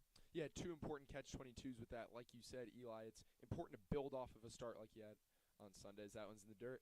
It's important to build off a start like that because you want to start to build consistency, especially you're getting down the home stretch of the season here. But also, with Colin Lehner, Jack Collier, and Jack Picazi, the Bombers just continue to build on the arsenal of arms that they have, and that's not even discrediting the 2 lefty southpaws they have that are just freshmen. So a very, very deep roster, especially in the pitching staff. As the long pause for Nicholson. With 1 out, base is empty. Here's the 1-2. Wave and a miss on the off speed for strike 3. 2 quick outs here on the top of the 5th. In total for Ithaca.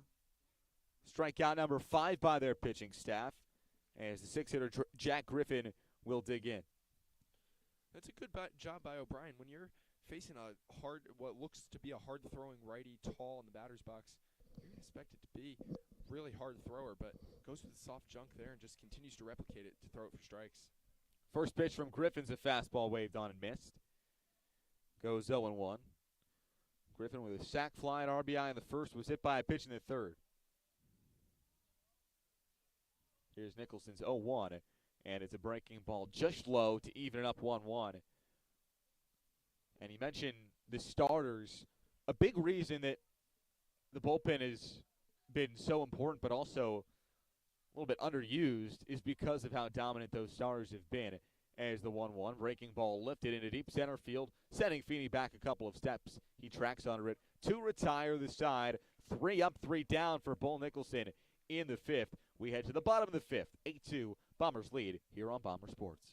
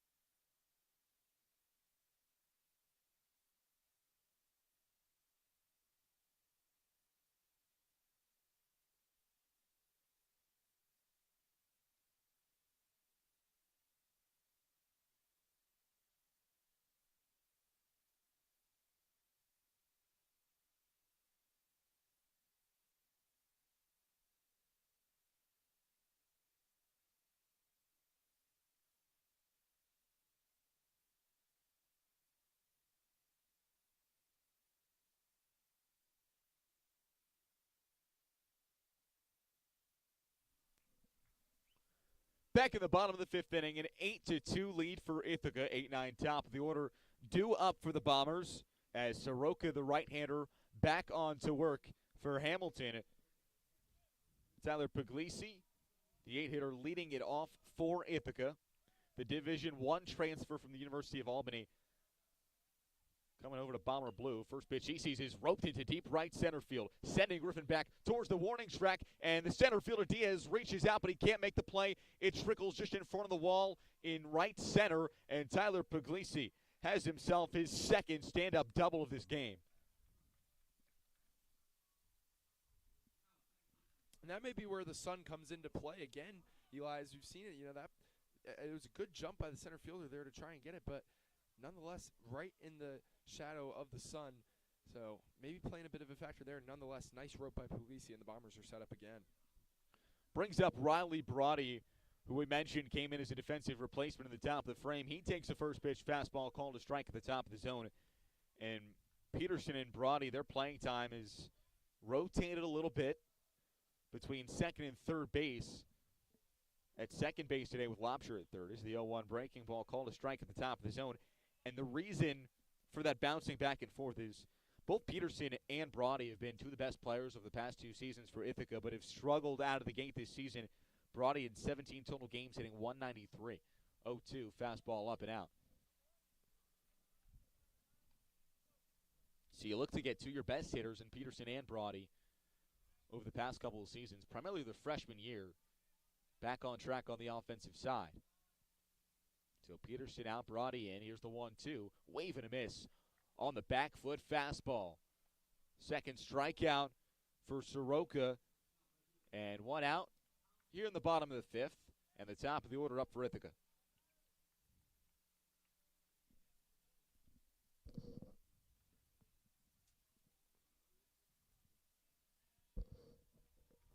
It's Feeney with Puglisi off his second. First pitch, wave and a miss on the fastball. Feeney with the RBI single in the third, which at the time gave the Bombers a 6-2 lead before the 2-run homer off the bat of Louis Fabo. Is the 0-1, breaking ball in the dirt, smothered by Kopp to keep Puglisi 180 feet away. But another, as we talked about, good sign for Shishadi, who's got himself a pair of runs scored, a stolen base as well in this ball game. Looking to get things going. Look over at second base from Soroka, who steps off the rubber. With a 1-1 count on Shishadi, who was huge in the postseason in the second half of the season last year for Ithaca.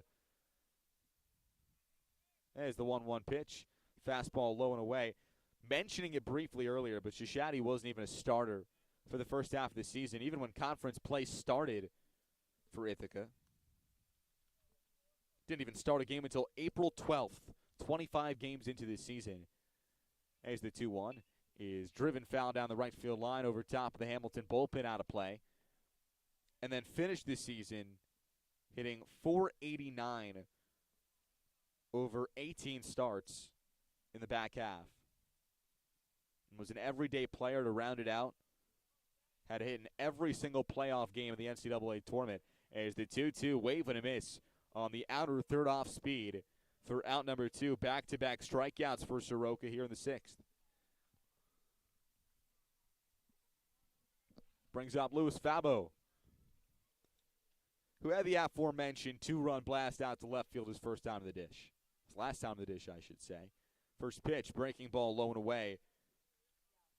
Fabo 1 for 2 was also hit by a pitch, so he's got a pair of runs scored on the day.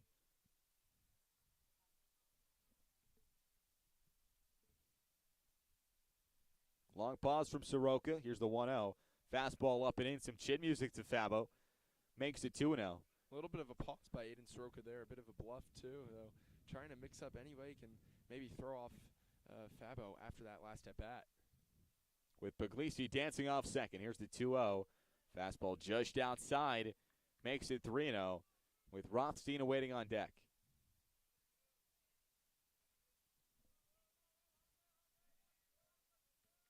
Soroka's 3-0. And a fastball right down Main Street. Called strike makes it 3-1.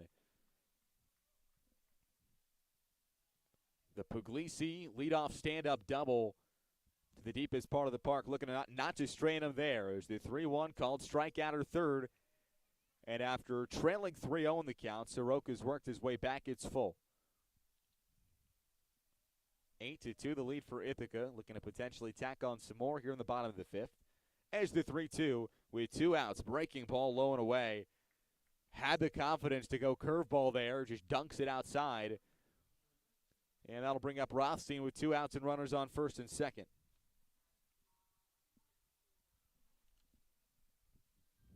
Rothstein's hitless on the day. He has been hit by a pitch and walked. So grounded out to his shortstop in his sole legitimate at-bat in the scorebook as the first pitch is dribbled foul to the left of the third base bag, skipping towards the Bomber bullpen. And the count goes 0-1. Rothstein, who had a breakout campaign last season for Ithaca. He's been just as stellar, getting moved from third base to shortstop here in his senior season. 0-1 fastball just upstairs. A lot of movements of positions, but over the past few years, it's just been all offense on the Bomber side. There's the 1-1. Wave and a miss. A good pitch there by Soroka. He tried to establish that 3-2 in the last at-bat against Fabo. It was low and away, but 1-1, perfect pitch throw right there, and sets up the strikeout pitch here. Soroka, the pier, the pause, 1-2, wave and a miss.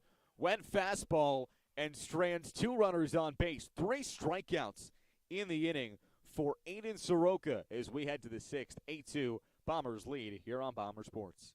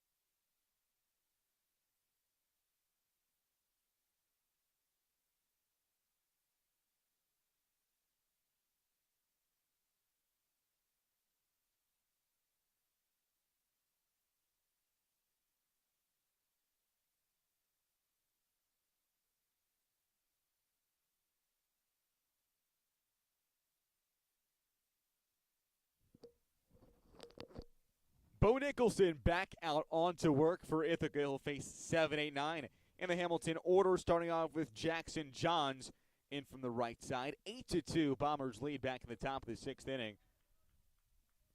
As Nicholson peers in, and the big righty delivers home the first pitch of the inning. It's grounded sharply to the third baseman Lopsher on a backhand. Throws across the diamond. Cannot be scooped out of the dirt by the first baseman Laney. It'll go to the wall. Puglisi backing up. Picks it up, but cannot throw to second base in time.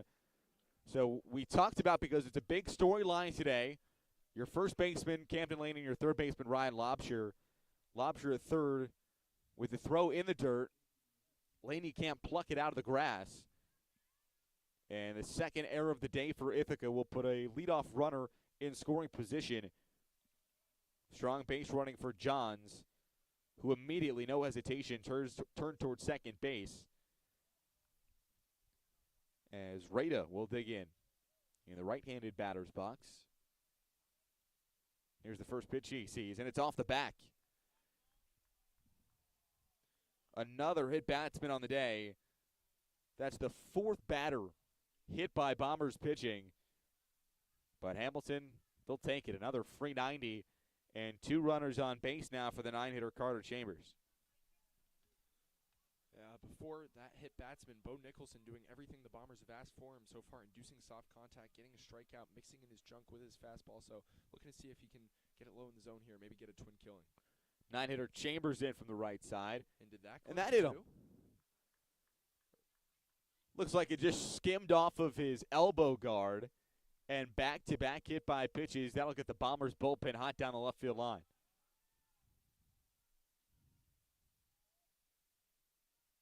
So the base is juiced. An error and a pair of hit batsmen on back-to-back pitches.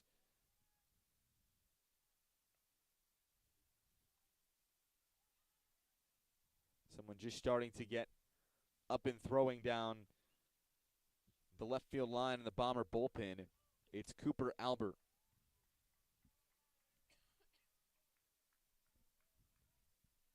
But first, the top of the order, starting off with Taylor Kaufman He's 1 for 2 on the day. Was also hit by a pitch. Could say that for over a third of the Hamilton lineup on the day. Bases juiced, no outs. First pitch out of the hand of Nicholson. Off speed in the dirt, smothered by Puglisi, keeping the runners at their respective bases. 3 straight runners on here. And as we talked about from inning number 1, Farrell, command. It's the name of the game, especially at the D3 baseball level. As the 1-0 is dribbled foul off the facing of the Bombers' dugout on the third base side. Count goes 1-1. Absolutely, and you said that 1/3 of the batsmen for Hamilton have gotten plunked. Well, 5, so more almost like 2/3 of the batsmen have gotten plunked. So very tough day for the Bombers pitching staff, but the score isn't indicative of that. Thank goodness for that. As the 1-1, fastball low. So the hit by pitches, they've been up. My mathematics have not. There have been a lot to count today so far. A good job by Puglisi working behind the plate. A couple of nice blocks. 2-1.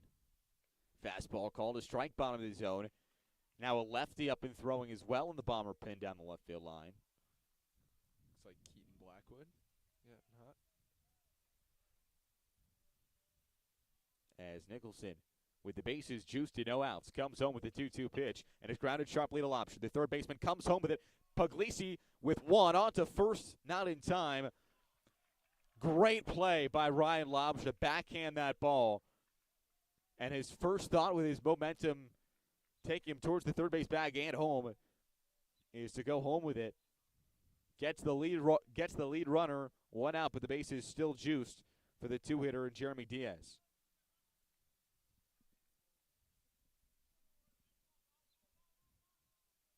First pitch, fastball in the dirt.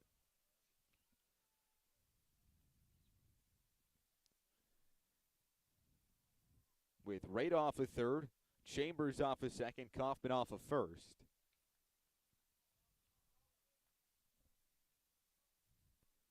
Middle infield pinched up the middle towards the second base bag for a double play. Here's the 1-0. Fastball grounded sharply to the shortstop Rothstein. Cannot pick it up. Throws to second, not in time. One run comes across on what will go as an E6. Command has been huge for the Bombers pitching staff all season long. And another statistic that has been huge is the errors. That's the third error on the day for the Bombers as another run comes home to cut the deficit to 8-3 in favor of Ithaca. But the Bombers have made 46 errors on the defensive side this season. Over 21 games. As the first pitch is fouled back off the bat of Sattinger.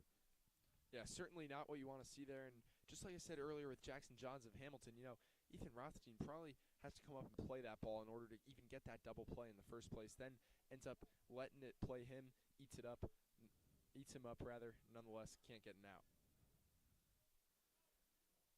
Here's Nicholson's 0-1 pitch. Off-speed skied foul over the bullpen left side of the infield, out of play. Count goes 0-2. Would have been a tough play regardless in terms of getting the double play with the speed of Diaz. But you'd hope to get at least one out of that. And Rothstein fielded it cleanly, just couldn't get it out of his glove. 0-2. This one laced into center field. Coming in Feeney. He dives head first to make the play. Tagging home and up without a throw is Chambers. So another run comes across in the sac fly, but a very nice play by Feeney in dead center to track that ball down. That ball was flying in fast, almost a line drive. Looked like it might have fell for a second, but nonetheless, good play there and strong throw in nonetheless. Ball's cut off in an 8-4 game. Brings up Greg Kopp, the left-handed catcher with runners on first and second, 2 outs following the sac fly. Takes a fastball in the dirt, skips out of the way. Evades hit by pitch number 6 on the day. And Puglisi keeps it in front to keep the runners where they are. 2 runs already across in the inning for Hamilton to make this a one-swing game, 8-4. As Nicholson comes home the 1-0. Fastball laced into right center field. Here comes Feeney. That'll bounce in front of him for a base hit. Getting the wave around third is Kaufman. And with the throw home, he slides in safely. Feet first, the left hand skims across home plate, and just like that, it's a 3-run ball game as Hamilton's still cooking, and that will bring David Valicente out to the mound. There's been continuous action down the left field line, and he makes the signal to the bullpen, so it looks like that'll be all she wrote for Nicholson. He strands runners, leaves the game with runners on first and second, and 2 outs for Charlie O'Brien when we come back on Bomber Sports.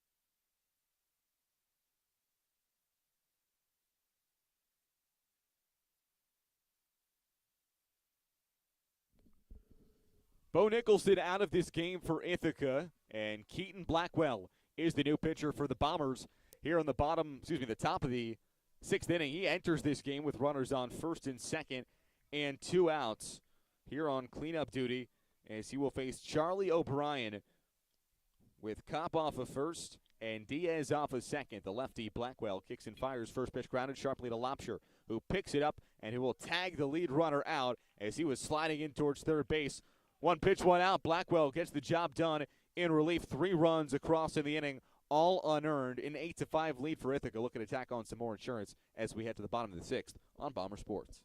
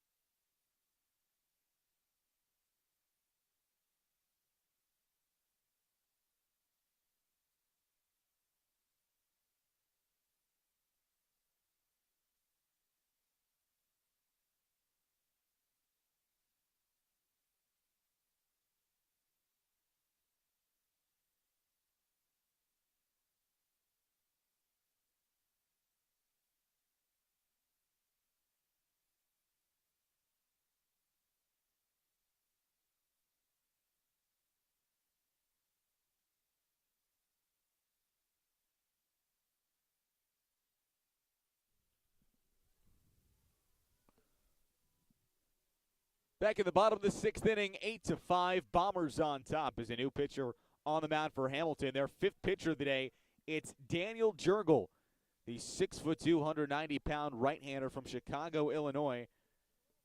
A sophomore at Hamilton, and he'll face 4, 5, 6 in the Bombers lineup, starting with Ryan Lobster in from the right side. First pitch he sees is skied foul behind home plate, over the netting, and out of play to go 0-1. With the sun setting behind home plate, wind blowing out towards left center field here on what's been the nicest day of 2024 on the South Hill, as the 0-1 breaking ball just outside makes it 1-1.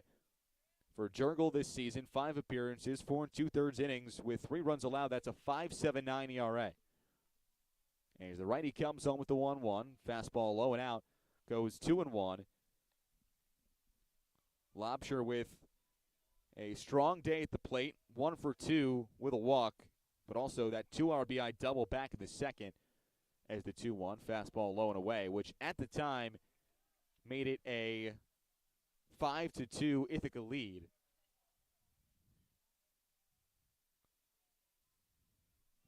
As Jurgel comes home 3-1, fastball upstairs, ball 4, and a leadoff base runner for Ithaca here in the 6th. And Jurgel's had a lot of those same problems that we mentioned earlier with TJ Takis. A lot of walks, only in 4 2/3 innings this year, 5 walks. And he's only given up 2 hits, so more self-inflicted wounds on his end, leading to that 5.79 ERA. We'll see if he can get that under control here, as Hamilton still in this one, down 3 runs, potentially, should they hold the Bombers to nothing here in the bottom of the 6th, going into the top of the 7th. Pickoff attempt over at first. Lobsher back with a head first dive as Camden Laney in from the left side in the lefty-righty matchup. Lobsher dancing off of first. The long pause for Jurgel. Here's the first pitch to Laney. It's a fastball low and away. And the reason that you mentioned command, and the fact that we've talked about it so much, 7 walks allowed by this Hamilton team on top of 2 hit batsmen. On the Ithaca side, 0 walks, but 5 hit batsmen. They've hit 5 different Hamilton batters. Is the 1-0. A breaking ball dropped in there for a called strike on the outer third. Makes it 1-1. Command, the name of the game. Ithaca also allowing 5 runs, 3 of which were unearned in the top of the 6th inning, as another pickoff attempt. Lobsher back with a head first dive, as 3 Hamilton runners pushed across in the top of the 6th, none of which were earned. 1-1. Breaking ball roped right field, down the line, foul off the facing of the Hamilton bullpen just to the right of the pole, and a long strike makes it 1-2. Jurgel gave him a curveball again, this time a little bit inside, a little bit early on it, got maybe a little bit too excited. We'll see if he can straighten out a swing here. Going to be curious to see if Jurgel sticks with the curveball. Doubt he does a 3rd straight time and go to the fastball. See if Laney's ready to pull it.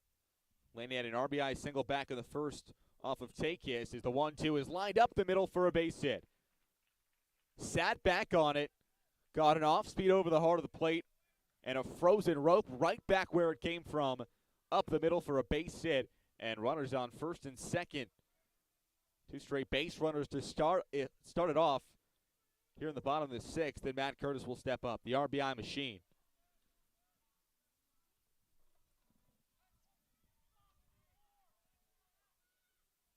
Curtis.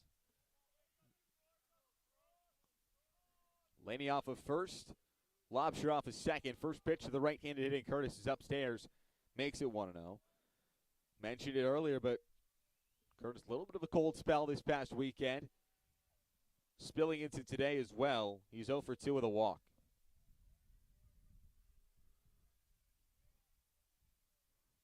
Pickoff attempt over at first. Over the head of Laney. It will go all the way down the wall, trickling towards the corner. Lobsher will go all the way from second, now to third. He'll get the stop sign. Initially got the wave from Valicente, the third base coach. So Laney and Lobsher both move up a station, and 2 runners in scoring position on the first error of the day for Hamilton.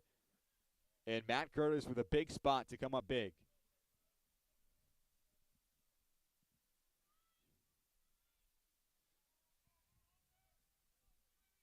The 1-0. Fastball rides it in there for a called strike. Evens at 1-1.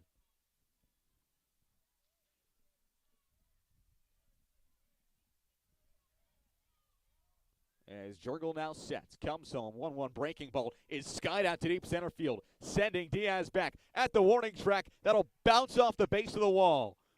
Both runners across, and in at second base, standing up with a 2-run double is Matt Curtis. 10-5, Bombers on top. That's a great piece by Curtis right there. As you said, Fish 0 for 2 on the day. Nonetheless, strokes that deep to center field, misses a home run by just 5 feet, but the exact insurance the Bombers need. They go up by 5 now. Beautiful hit. No surprise, Curtis, top 3 in hits, runs, and RBIs this season. He'll tack on 2 more right there as head coach Tim Burns will go to the mound for a likely pitching change as he makes the signal now. Gives the signal to the right field bullpen, and Jurgel's day only faces 3 batters. Is done. 10-5 Bombers lead. We'll see who the new pitcher is when we come back on Bomber Sports.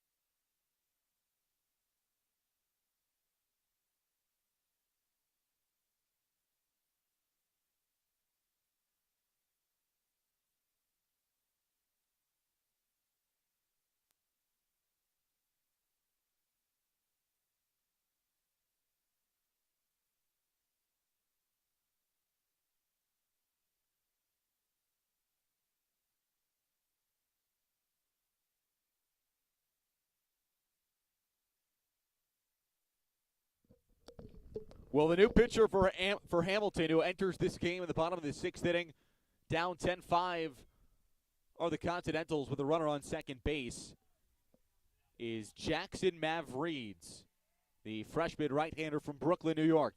With Feeney up at bat, Curtis off second base. First pitch, fastball called a strike at the top of the zone to the left-handed hitting Feeney.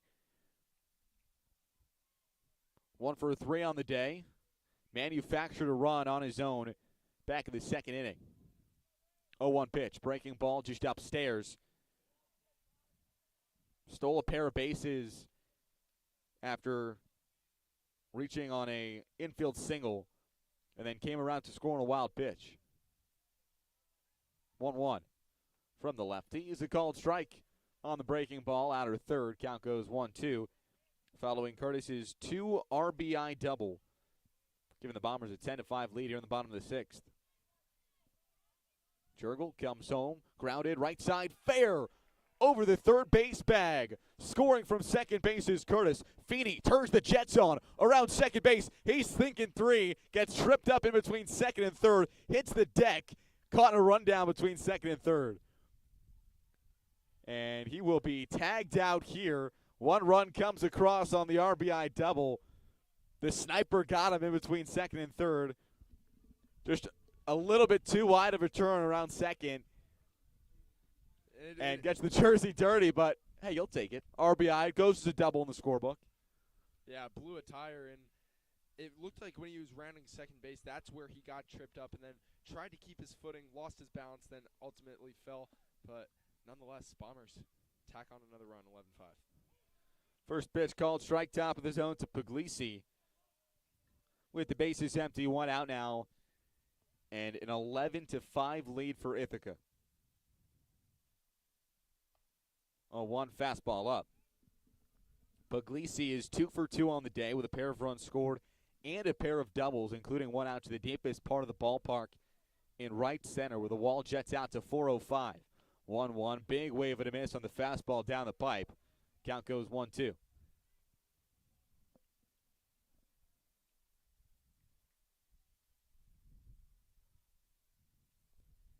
Puglisi in his 7th game start of the season. The 1-2, popped foul, right side, and just behind the first base Hamilton dugout, out of play. Clanking off the metal bleachers on the first base side. Here at Freeman Field, and Farrell, you mentioned it, but this is only the second home game for Ithaca. They've had a whole lot of different ones scheduled, but they've had to play at neutral sites or on the road. As the 1-2 is a breaking ball up and out. They actually walked off against RIT on RIT's field because it's an hour and a half away in turf. Yeah, certainly challenges of playing baseball in Ithaca, New York in late March, early April. 2-2, breaking ball in the dirt, checks his swing, didn't go around. And on top of that, on a grass field as well, had to use Cornell University's baseball field for their 2-game set with Clarkson after it was 4 or 5 inches of snow that wiped out their 3-game set initially with the Golden Knights. Is the 3-2 fastball upstairs for ball 4. And a 1-out base run in the form of Puglisi, who's reached base all 4 times to the box today, and Riley Brody will step up here.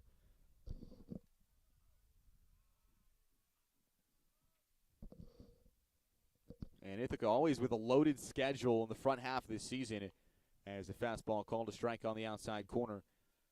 With some tough midweek games trickled in there as well, and this is one of those. They saw St. John Fisher last week, who's won the Empire 8 for 3 straight seasons. And now you see a NESCAC team in Hamilton as the 0-1 dribbled right side of the infield. Chambers, the second baseman, on his second for 1. On to first, not in time. Brody steps on the first base bag just ahead of the throw. A fielder's choice as he swaps positions with Puglisi, and we'll go to the top of the order and Colin Shishadi.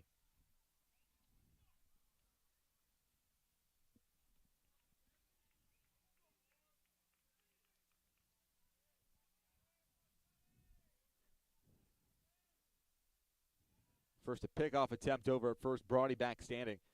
And speaking of those midweek games, especially speaking of the weather as well, you also have a Brockport game that got postponed. That's another crucial out-of-conference game that you wait on. As the first pitch is Shishadi is roped in a shallow center, ranging in the center fielder Diaz. That'll drop for a base hit. Going first to third is Brody. And Colin Shishadi's got himself a multi-hit game. Hit party continues here with 2 outs. Bombers already on top 11-3, and runners on the corners for Louis Fabo. All region, all conference last year after his 2-run homer back in the 3rd today.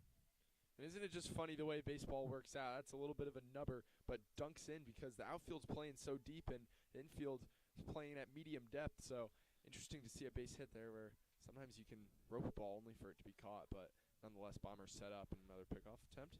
Pickoff attempt over at first, and obviously you're going to keep your eye on Colin Shishadi, who had himself a stolen base back in the 2nd. He's got 7 bags on the year.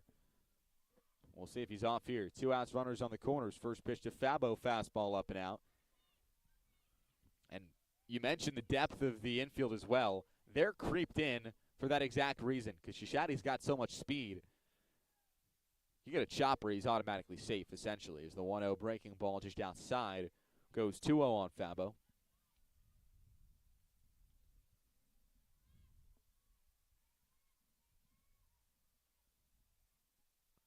The long pause from Jurgel, and a wave and a miss. Count goes 2-1. Now, rather, Mav Reed's on the mound. The 6th pitcher used on the day by Tim Burns, as Jurgel came out of this game a moment ago. After he saw the first three reach. Fastball upstairs. Makes it 3-1 on Fabo. Rothstein awaits on deck. As the lefty, Mav Reeds comes home. 3-1. Roped in a right center field. Ranging in Griffin. He dives. Won't get there. Drops in for a base hit. Scoring is Brody from third. Another RBI on the day for Luis Fabo. With an RBI base hit to right field. 13-5, Bombers lead. And 5 runs across in this inning. Yeah, and that was a bit of a trap there. Good effort by the right fielder, but nonetheless dunking in. And for a second, it looked like the field umpire paused. I was looking to see what the call was, but verdict came in right. 13-5 lead for the Bombers. Fastball upstairs.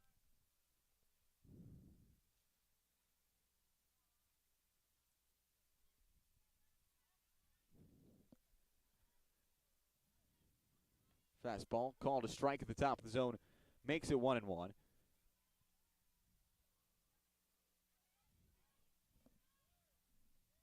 Curtis with the 2-run double. As that one trickled to the left side of the infield. Johns charging. Off balance onto first. Having a leap up and bringing it down is the first baseman O'Brien to end the inning, but not before 4 runs come across for the Bombers. Extend the lead, 12-5. Now Ithaca as we head to the top of the 7th.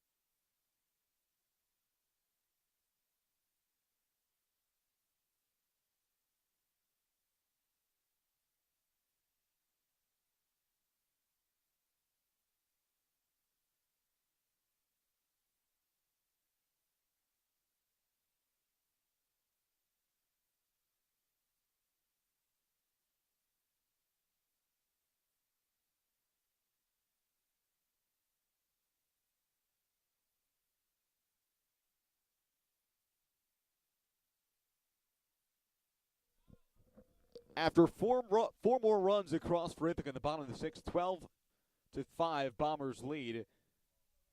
As Blackwell on to pitch, his second inning of work out of the bullpen.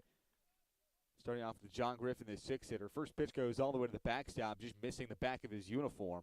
As the 1-0 out from Blackwell. Fastball just inside, makes it 2-0. A little defensive switch for Ithaca as Nate Rodriguez goes to second base. Riley Brody goes to short to end the days of Rothstein as another fastball upstairs just on top. The helmet goes all the way to the backstop, and Blackwell losing command a little bit. We've already seen 5 different hit batsmen, Hamilton batters, that have been hit by a pitch. That's been Blackwood's issue so far this year, as Oh, the 3-0 and misses. That's his first walk of the season, but that's not indicative of how wild he's been. 4 hit batsmen this season, only across 2 innings pitched, so definitely has a few little bit of control issues. And right now, all the Bombers need him to do is throw strikes. You're up by 7 runs. You just need to eat outs out of the bullpen, especially with 2 doubleheaders coming this weekend. 4 games coming this weekend after 3 this past weekend against RIT. The Bombers took that series 2-1, and pitching was the story. As the first pitch to the 7-hitter Jackson Johns called strike at the bottom of the zone. Colin Lehner was just announced that he was named the Liberty League Pitcher of the Week, throwing a complete game against RIT on Fridays. The fastball outside makes it 1-1, and throughout the course of that entire series, we mentioned Sean Kelly earlier in the broadcast as well, talking about 5 shutout innings for him out of the bullpen, getting his first win. But up and down the rotation is the 1-1. Big wave and a miss at the fastball. Lehner as well as Picozzi, who's your number 3. And the 1-2, fastball away. Pitching well this weekend up at RIT. Same thing with Collier, who's got a 3.23 ERA on the season as a sophomore. 2-2. Wave and a miss on the fastball on the outer third. Johns goes down swinging for strike 3, and 1 out here in the top of the 7th. A good job by Blackwood just attacking right there. You need to get a quick strikeout. Now you set up a double play with 1 out. Brings up Alfonso Reyta. Been hit by a pitch twice on the day as the lefty kicks and deals. Wave and a miss on the fastball low and away. Double barrel action down the left field line of the Bomber bullpen. A righty and a lefty, rather I should say 2 righties warming down the line as the 0-1. Fastball just inside. Evens it up 1-1. And this Ithaca pitching staff had so many question marks coming into the season. No Garrett Bell. No Kyle Lambert, an All-American, as the 1-1 breaking ball nips the outside corner for a called strike. Question was who was going to step up, and it's been the underclassmen. Collier and Lehner both with a few midweek starts under their belt, but that's about it. As the 1-2 breaking ball, swing and a miss for strike 3. After the leadoff walk, back-to-back strikeouts for Blackwell.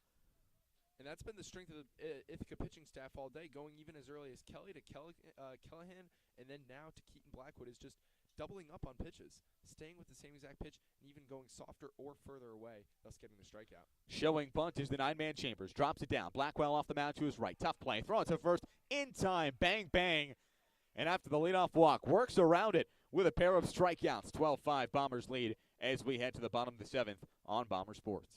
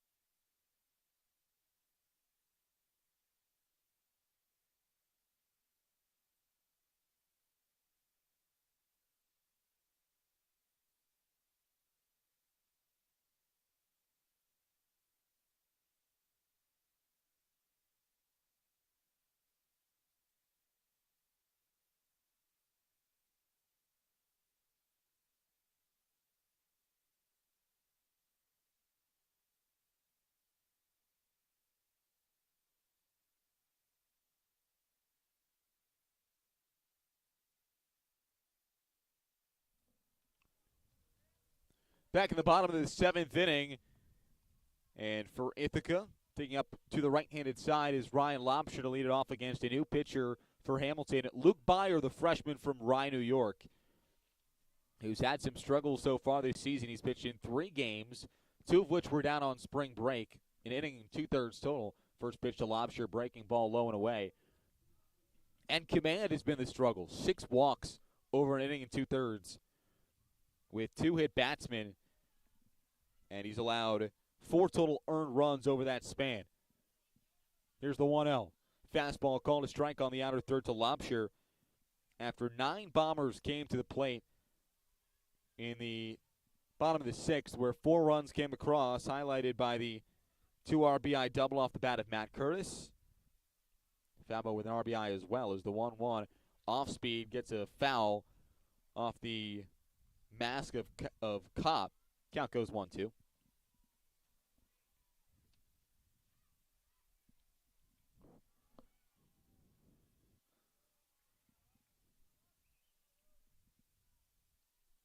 There's a 1-2 pitch. Off speed, bloop foul.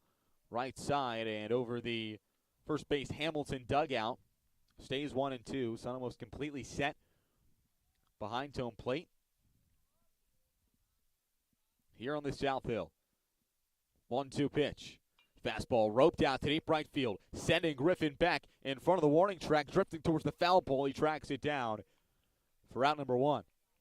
Good piece the other way, regardless, by Ryan Lobster, and he's had a good day. 3 for 4 in reaching base safely before that at bat right there, and another good 2-strike approach taking it the other way. Nice play by Griffin out and right, drifting back. Made a tough play. A lot of backspin on that ball, churning towards the corner. As Camden Laney will step up. 1 for 4 with an RBI on a single back in the first. Fastball upstairs goes all the way to the backstop. Laney's one of those guys where in a game like this where you're up 7 runs, this is where you want to be seeing competitive at-bats if you're the head coach, David Valicente. 12-5 game, kind of a meaningless at-bat at this point. 1-0, fastball called a strike at the bottom of the zone. But nonetheless, hey, can a guy work the count? Can he hit it the other way right now? Can he get on base, see what we can do? Maybe build another rally, who knows? And he's Byer, 7th pitcher used of the day for Hamilton. 1-1 fouled back out of play. And for a lot of the players in this Bombers order, every at-bat counts. Especially Coach Valicente is known to ride the hot hand, even in conference play. We'll see a whole bunch of different guys in the lineup every game. 1-2. Off speed in the dirt.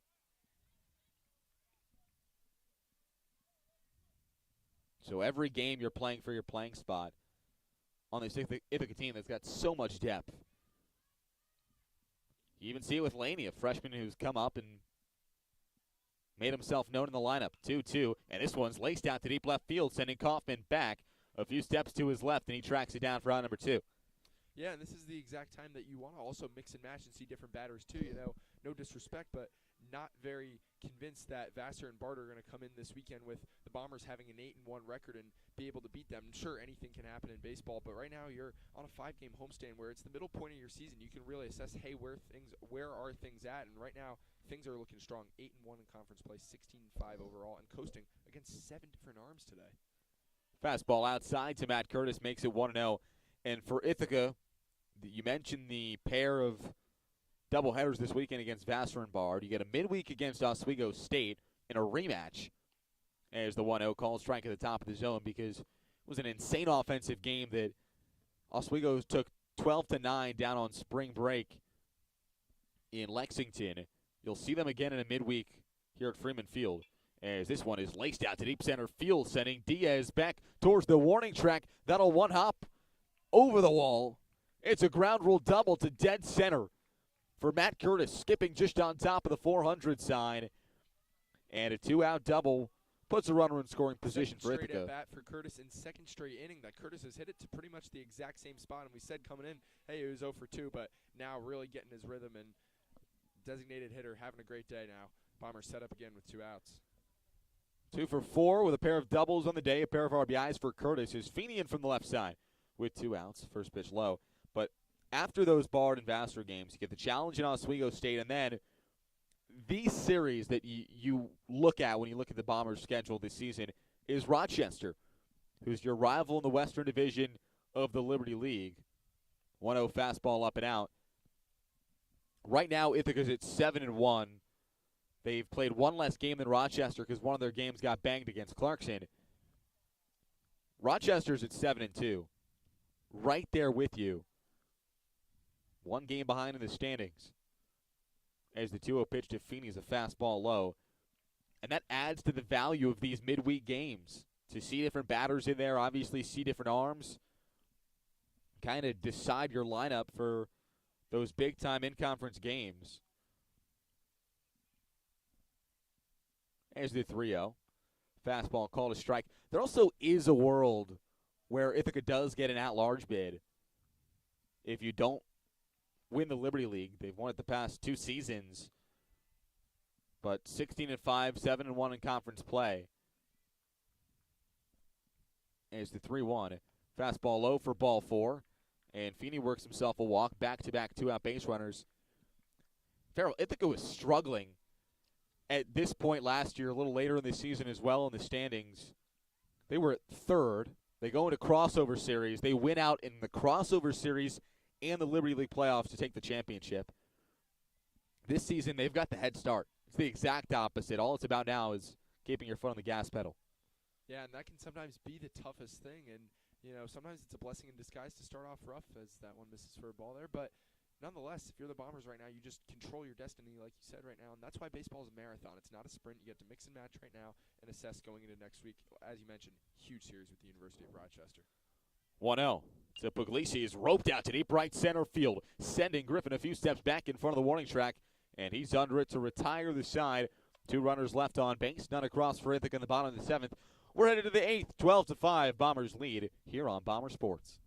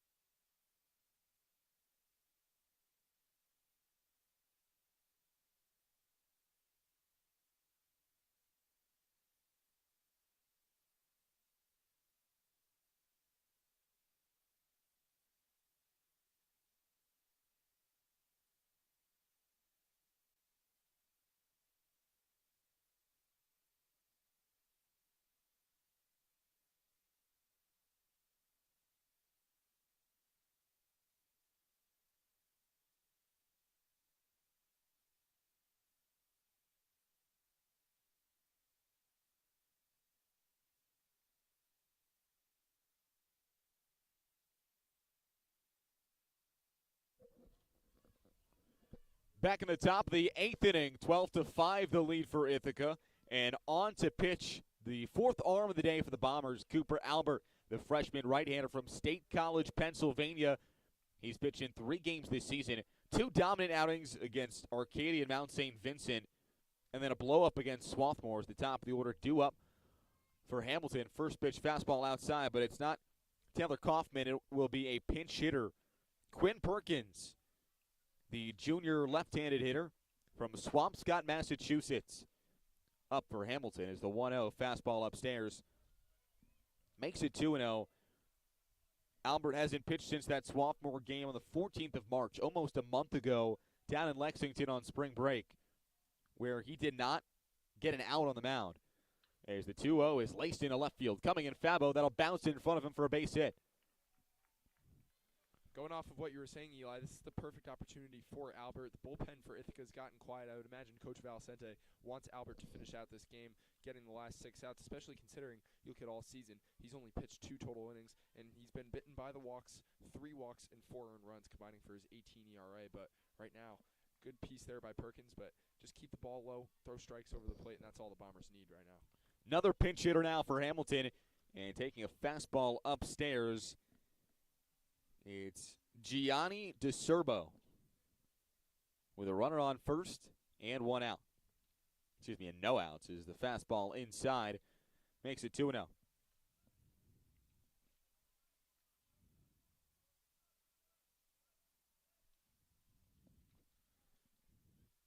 Albert comes in for Blackwell, who went an inning and a third strong out of the pen for the Bombers. 2-0. Fastball upstairs, 3-0.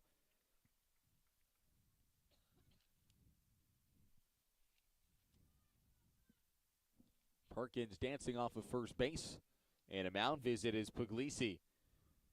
The junior backstop will go talk to the freshman wing. Albert got a midweek start down in Lexington on spring break as well against Oswego State. And pitched a shutout inning. There's the 3-0. Fastball called a strike at the top of the zone. Gets one back, 3-1. Some action up in the Bomber bullpen early in the inning. We'll see how long it is that Albert stays in this game for. There's the 3-1, fouled back. And the freshman's battled back in the count. After the leadoff single, a 3-0. And a big payoff coming here. The 3-2. Fastball up over the head of Perkins. Excuse me. Rather, of the pinch hitter DeCerbo. And runners on first and second for Jackson Settinger.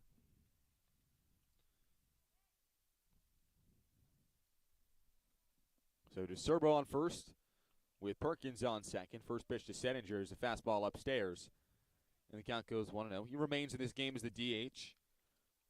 RBI single back in the first. Quiet aside from that. As Albert comes home the 1-0. Fastball called a strike at the top of the zone. Albert listed at 5'10", 175. Attended State College High School.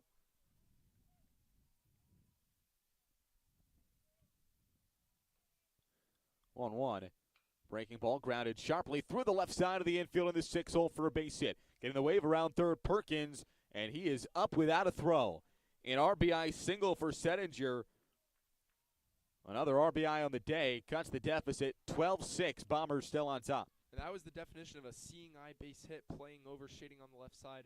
Was Laubscher for the Bombers, and that one just sneaks right through the hole and rolls into the outfield. Perkins easily scoring. So Hamilton continuing to show that battle back mentality and still applying a little bit of pressure as we've seen Sean Minnick getting hot in the Bombers bullpen. And Greg Kopp in from the left side, but looks like we're going to get a pinch runner for Settinger, so he's out of this game. That's the freshman utility man, Ryan Gawley, to come in. Only appeared in 2 games this season. Both of which coming off the bench. 1 for 2 offensively, no stolen bases. So Gawley on first base. There's the first pitch fastball to Kopp. Grounded up the middle for a base hit, skipping away from the glove of Rodriguez. Throw home from Shishati's cut off. Feeney, I should say. Tapping on home plate with the RBI single from Kopp. His second RBI hit of the day.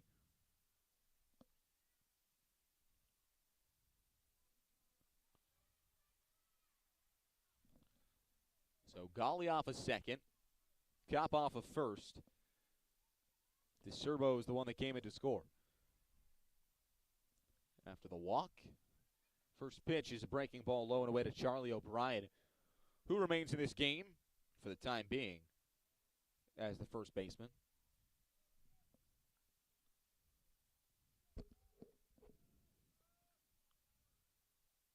Here's the 1-0. Fastball laced down the left field line, foul. Just a foot to the left of the chalk.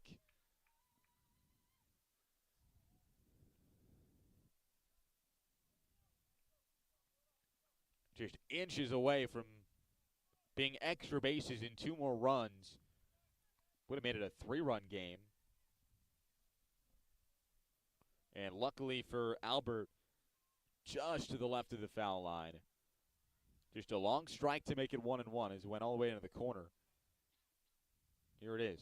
Breaking ball grounded sharply to the shortstop Brody. Flips to second for 1. On to first, not in time. Skips away just a step from Laney. Not far enough, I should say, for Golly to advance. So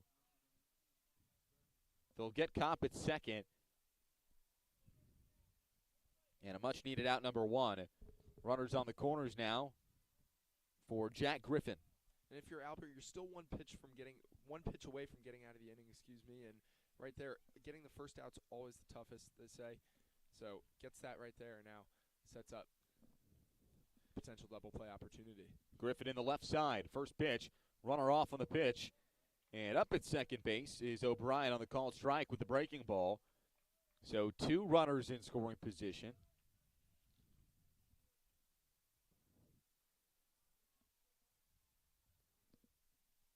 Oh, 1.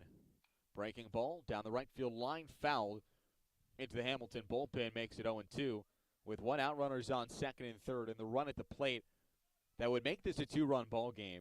So a lot of wiggle room for the Ithaca bullpen to get some young pitchers some reps as the 0-2 upstairs. And Ithaca traveled, we talked a little bit an inning ago about Ithaca's struggles early in the season last year. And one of those days where they struggled was against Hamilton. There's the 1-2, fastball upstairs. Hamilton had their own struggles to start off the season, and then Ithaca goes to Clinton in late March. And the Continentals took them down by a wide margin, 12-8. And Ithaca got 4 runs as a breaking ball low, makes it 3-2. Ithaca got 4 runs in the 9th. Just the pitching got mauled, and errors were another big piece of it last year up in Clinton.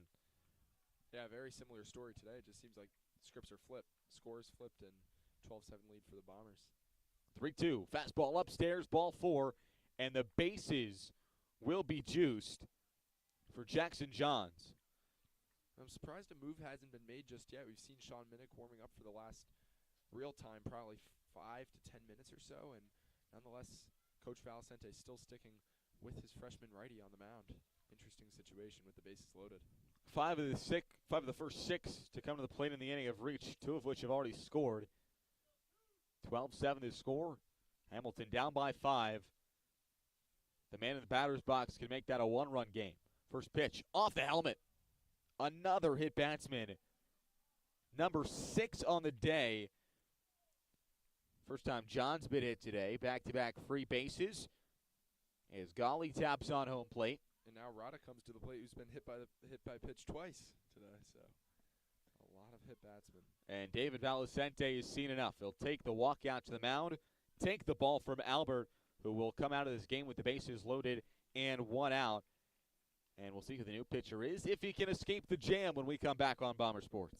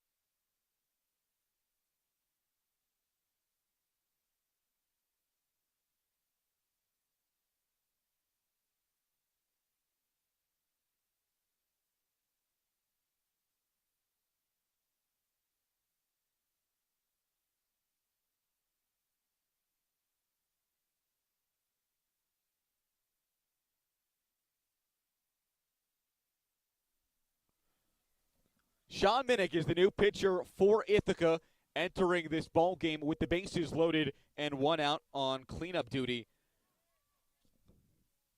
of Albert, as it will be Johns on first, Griffin on second, Kopp off at third base, 10-8 Bombers lead here on the top of the 8th inning.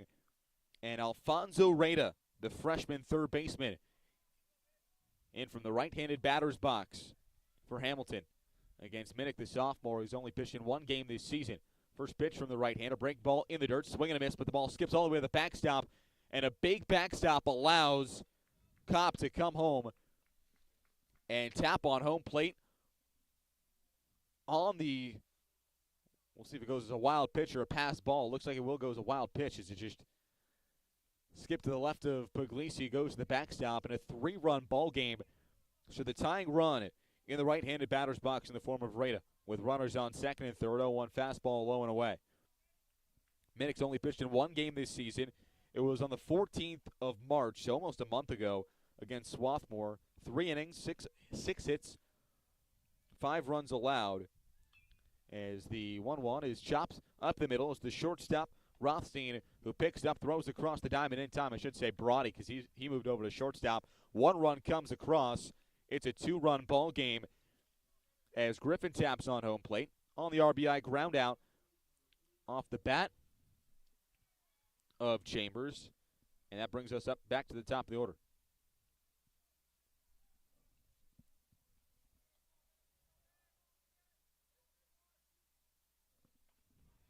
First pitch, a called strike. It's Chester Boyne, the pinch hitter, in for Chambers, I should say, after Reyta grounded out. As the 0-1, wave and a miss, skips all the way to the backstop again on the fastball on the inside part of the zone. And this time, Johns will score. It's a 1-run game. A pair of wild pitches / pass balls and a ground out. So without a ball really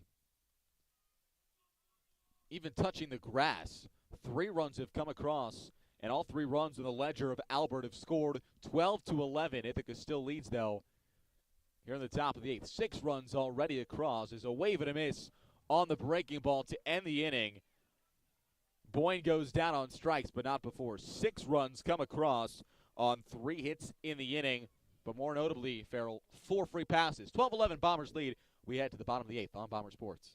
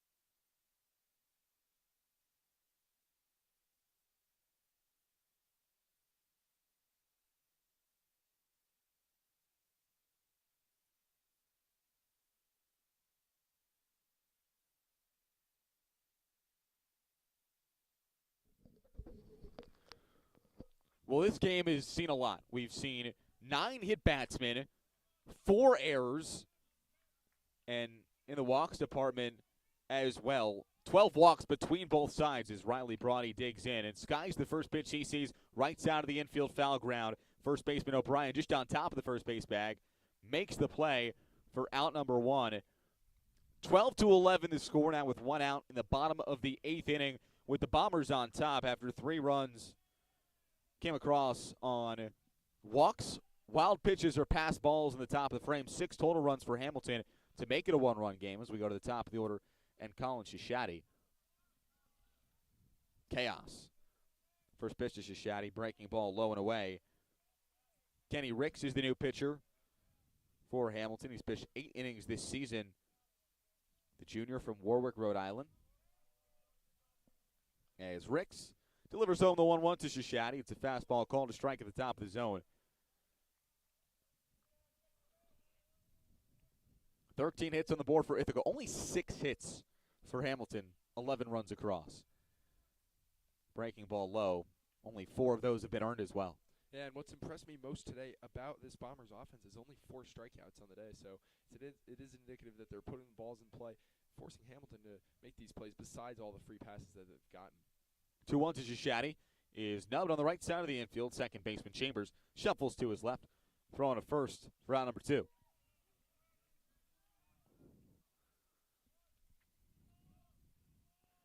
Brings up Louis Fabo, who's got himself 3 RBIs on the day, highlighted by the 2-run homer back in the 3rd.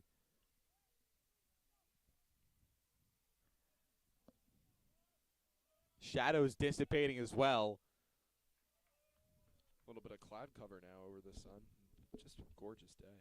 And no lights here, too, at Freeman Field, so that makes it a little bit darker. But you'd probably prefer that if you're anybody in the field compared to the sun that sets behind home plate. First pitch to Fabo, just outside. Count goes 1-0 on a borderline pitch, low and out.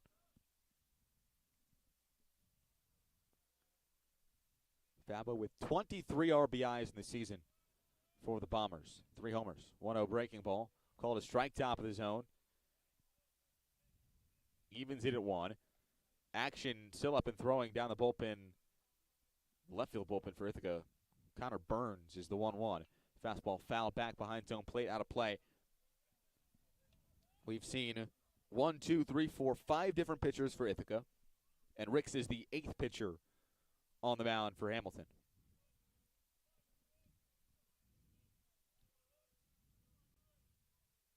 1-2. Fastball low and away. And one will assume it's Burns coming into lockdown.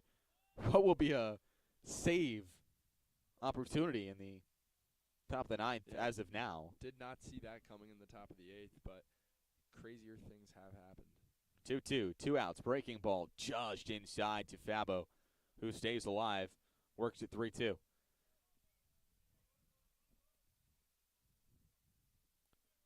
Crazier things have happened. 2 outs, 3-2, fouled back again over the netting behind home plate, out of play. Besides the home run today, Fabo just showing why he's such a tough at-bat. Just lays off that inside curveball very close to that same strike call earlier in the at-bat, and then fisting off a pitch foul that was up and in near his face right there. 3-2, breaking ball in the dirt, and Louis Fabo is on base for the 5th time today. It's his 3rd free pass. He's got a homer, a single. Last time he was retired was the 1st inning when he grounded out to first base. And we'll see Nate Rodriguez, the sophomore who came in as a defensive replacement for Ethan Rothstein, up in the 3-hole here with Fabo off of first base, looking for some insurance. Limited at-bats this season for Rodriguez. He's 1 for 8 over 6 games. First pitch, fastball low and away. Only at-bats of his collegiate career.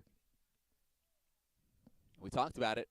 Opportunities for underclassmen to work their way into the lineup in these midweeks is we'll see another mid-at-bat mound visit from Tim Burns.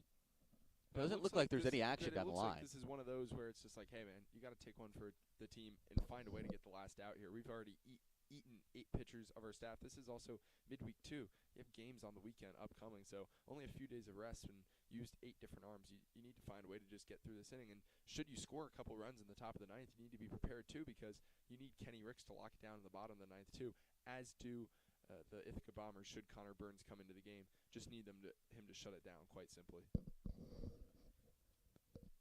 The 3-game set this coming weekend for Hamilton will come against Wesleyan at home in Clinton. As right now, Hamilton on a 5-game losing streak, looking to snap that skid in his midweek battle down by 1. Pickoff attempt over at first, back with a head-first slide, Fabo, who's got wheels on the bases. He's 4 for 4 in stolen base attempts. Another pickoff attempt, another head-first slide. Tag applied by O'Brien, but Fabo gets his hand to the bag. With Lopshaw on deck for Ithaca. 1-0. Fastball upstairs. And Ricks with a high-velocity arm that we've seen as well. He has pounded the top of the strike zone with the heater. 2-0. Fastball called a strike right up there, skimming that top of the strike zone. The count goes 2-1. Rodriguez's only collegiate hit came against came against Mount St. Vincent as another pickoff attempt over at first. It was an RBI single in the 8th inning in his first collegiate at-bat, but he's 0 for 7 since then. 2-1. Swing and a foul tip into the glove of Kopp, and the count goes 2-2. As Ricks peers over to first base, now sets, and comes home. 2 outs, 2-2. Fastball just upstairs, and we'll see the payoff. A lot of full counts throughout this game and in this inning, as we saw with Fabo, the at-bat before, and now really making him work and also causing Kenny Ricks to decipher between a bunch of different pickoff moves. He's been really testing Fabo over at first base. Here comes the 3-2. 2 outs, runner on first, wave and a miss for strike 3. Rodriguez goes down swinging. 1 runner stranded on base. No hits, no runs in the inning for Ithaca. It's a 1-run ball game, 12-11. Bombers lead. Colin Burns will look to lock it down with this save in the top of the 9th.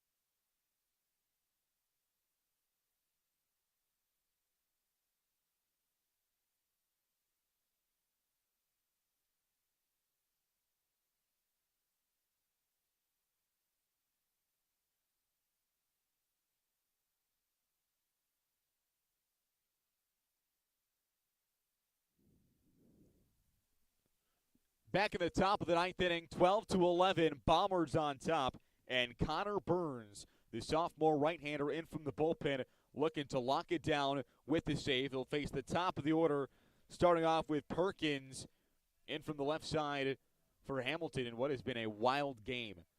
Between these two teams combined, 23 total runs on only 19 hits, 4 errors, 9 hit batsmen, as a fastball called a strike at the bottom of the zone, makes it 0-1. 9 hit batters. It's been a wild ride, but Burns looking to lock it down as the 0-1. Breaking ball showing bunt as Perkins pulls back. It's a curveball in the dirt. He did not go around. It looks like on the appeal down to first base. First base umpire will say he did not. And the count goes 1-1. Here it is from Burns. Fastball upstairs. Burns has been a big storyline this season for Ithaca out of the bullpen. He's pitched to a 2.04 ERA, over 17 and 2/3 innings of work in 9 games. Fastball called a strike on the inside corner, evens it up at 2. Reason he's been such a big storyline is he came into this season as a position player. On JV for Ithaca last year, didn't get any varsity reps as the 2-2 fastball skips in the dirt and will go full. He was an infielder, worked on the mound this fall, and he's been probably the top arm out of the bullpen for Ithaca so far. Yeah, 17 innings pitched and only four earned runs amassed. So very, very good job done by him and continuing to just pepper the zone right now. Perkins has been a tough at bat. We'll see if he can finish the payoff here and get an out. Well, we'll do the payoff again as the first one was fouled back out of play. Here's the 3-2 from Burns. Fastball laced into shallow left field. Ranging in is Fabo. He'll dive and make the play.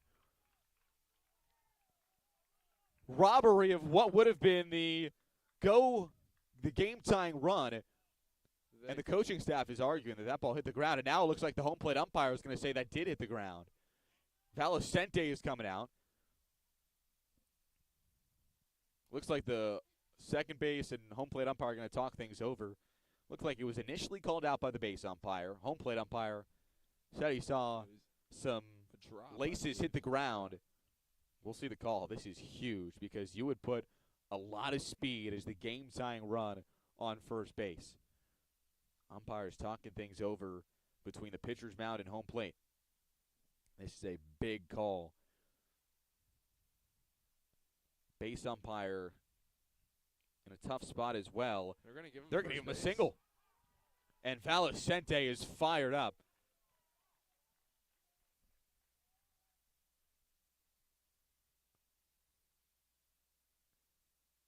He's standing between the third base bag and home plate, gesturing to both umpires, gesturing to left field as well, making his point that ball hit the grass.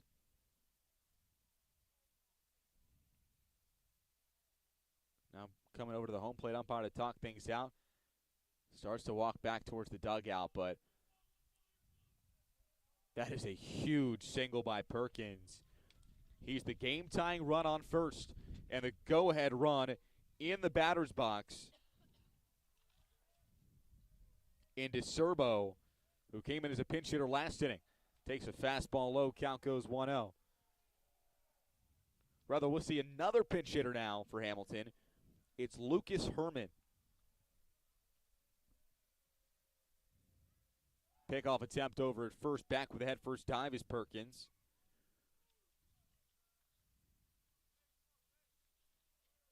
Herman this season for Hamilton, 11 games, 6 starts, hitting .208. And he'll take an offensive timeout to go talk things over with Tim Burns in the coach's box. Now the entire offense is going to huddle by the on-deck circle. I've never seen this. An offensive timeout where you take the runner on first, head coach, batter, on-deck batter, first base coach, and bring them around the on-deck circle to talk things over. There's an offensive timeout, and then there's whatever this is. It's interesting because I don't know if they're going to try and run a bump play right now, a hit and run, a steal. I should be interested to see what they do with nobody out right now and a runner on base, especially that speed that you have in Quinn Perkins right now. So I wonder if that was the conversation or just more kind of an approach of, hey, are we taking a strike? How are we approaching if he throws curveball first pitch? So be interested to be a part of that conversation. But you're right, Fish. I've never seen something like that before. Well, Connor Burns up in a big spot now with 1-0. What will Herman do? Breaking ball outside. You're probably a little hesitant to throw a fastball in the strike zone after that mound meeting. Goes with the curveball low and away, makes it 2-0. Here it is. Fastball up that time. 3-0. And Tyler Puglisi, the catcher for Ithaca, is taking a couple steps towards the mound and just motioning to Burns. Calm it down. High velo arm. Looking to pound the strike zone. Down 3-0 in the count. Here's the pitch. Fastball called. Strike at the top of the zone. Gets one back. Huge pitch. Yeah, and it looked like for a second there that Herman was stepping out of the box, so maybe a generous high strike call nonetheless. Stays in the box at 3-1. And the 3-1, a fastball upstairs that goes all the way to the backstop. That's ball 4. Herman to first. Perkins to second. Game-tying run in scoring position. Go-ahead run on base. We're going to get a pinch runner here for Herman. And also a pinch hitter for Sattinger and Shane Ducks, the senior catcher, coming in. It'll be Dukes in from the right side. And pinch runner on first base. Let's see if we could get that number.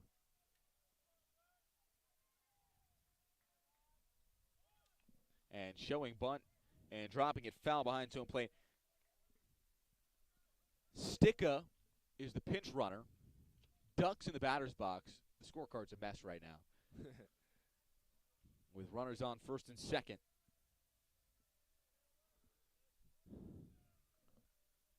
Dukes shows bunt, drops it down, back to Burns, left side, lobster, charges, throw to first, in time.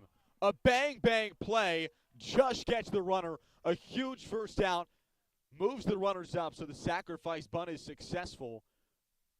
And runners on second and third for Hamilton. And a perfectly executed bunt there by Dukes. He draws Lobsher in, so both runners advance and kind of perfectly in that sweet spot to make it a tough throw. Nonetheless, Lobsher's able to make it. Now we have yet another umpire's conversation, and boy, if this one gets overturned, then I might see heads start to safe. They're going to overturn it to safe. The dugout, and wow. You're going to bring Valicente out. I mean, this is not going to be the most fun conversation. I don't know if I've seen a call overturned like that.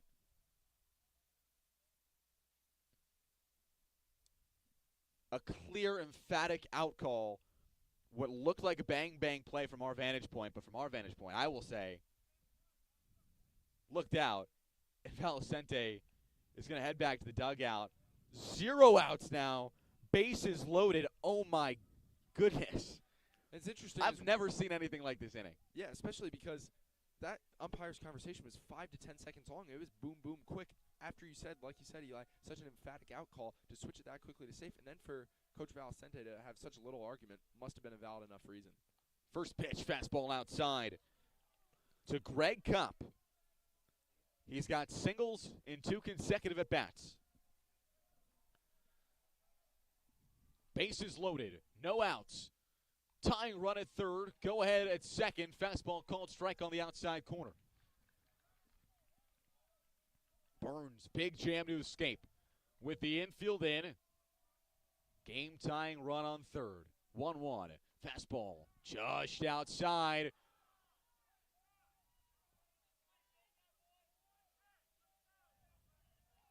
And things are getting fiery in the third base Bomber dugout.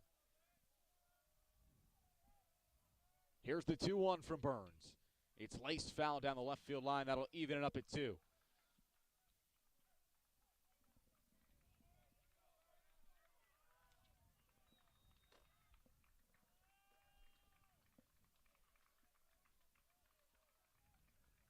Perkins at third. Herman at second. As the ground ball right to the shortstop, Roddy. He throws home. Scooped out of there by Puglisi. He got him. They got the lead runner. What a play by Brody at short. What a pick out of the dirt by Puglisi to keep his foot on the bag for out number 1. The lead runner is erased, and the lead is still in favor of the Bombers. I mean, what a play indeed. First of all, that was a hot shot. Brody had to basically knock down like a hockey goalie and then make that throw. And then the same thing on the end of Puglisi. I mean, how he was able to hold on to that in the dirt, I don't know, and keep his foot on home plate. First pitch to O'Brien, called strike at the top of the zone. Scoring threat's not over. Corners are going to stay pinched in for Ithaca. Middle infield looking for a double play. Bases juiced. 1 out. 0-1. Wave and a miss. 0-2. And a play like that can ride you momentum, and that's exactly what you're seeing from Connor Burns here. And he's stuck with this fastball. It's worked well for him. I think he sticks with it here because you don't want to throw one in the dirt 0-2 and potentially cause the game to be tied. 0-2, blocked by Puglisi in the dirt. Stuck with the fastball. 1-2. Puglisi was setting up high there, setting up probably about letter high, if not chin high, really emphasizing get that fastball up. Kopp off first. Ducks off second. Herman off third. The 1-2, wave and a miss for strike 3. A huge out number 2. Connor Burns gets the strikeout. And 1 pitch away from getting out of a bases-loaded, no-out jam with the game-tying run on third and the go-ahead run on second. is Connor Burns. With Griffin, the 6-hitter in from the left side. Here's the first pitch. Fastball, wave and a miss for strike one. Griffin is 0 for 3 on the day, but has walked twice. Burns, the long pause. The 0-1. Fastball low, evens it up ones.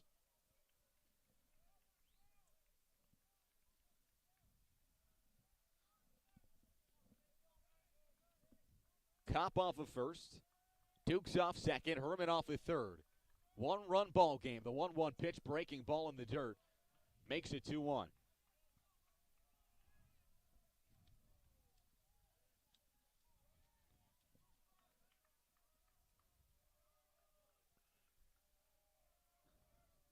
With 2 outs, the 2-1 pitch. Wave and a miss, strike 2. 1 pitch away from getting out of it. What's probably the jam of his young career so far. Deuces wild. 2-2, 2 outs, bases juiced. Bombers on top by 1. Here's Burns' pitch. Skied foul down the left field line. And Griffin stays alive. I mean, with how back and forth this game has gone, I mean, this is coming right down to the wire. I mean, 2-2 count, 2 outs, bases loaded. You're right, definitely biggest pressure Burns has faced in his young career. We'll see if he can complete it. 2-2.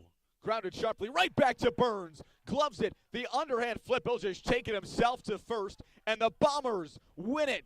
Burns leaves the bases loaded. Getting out of a 1-out bases juice jam.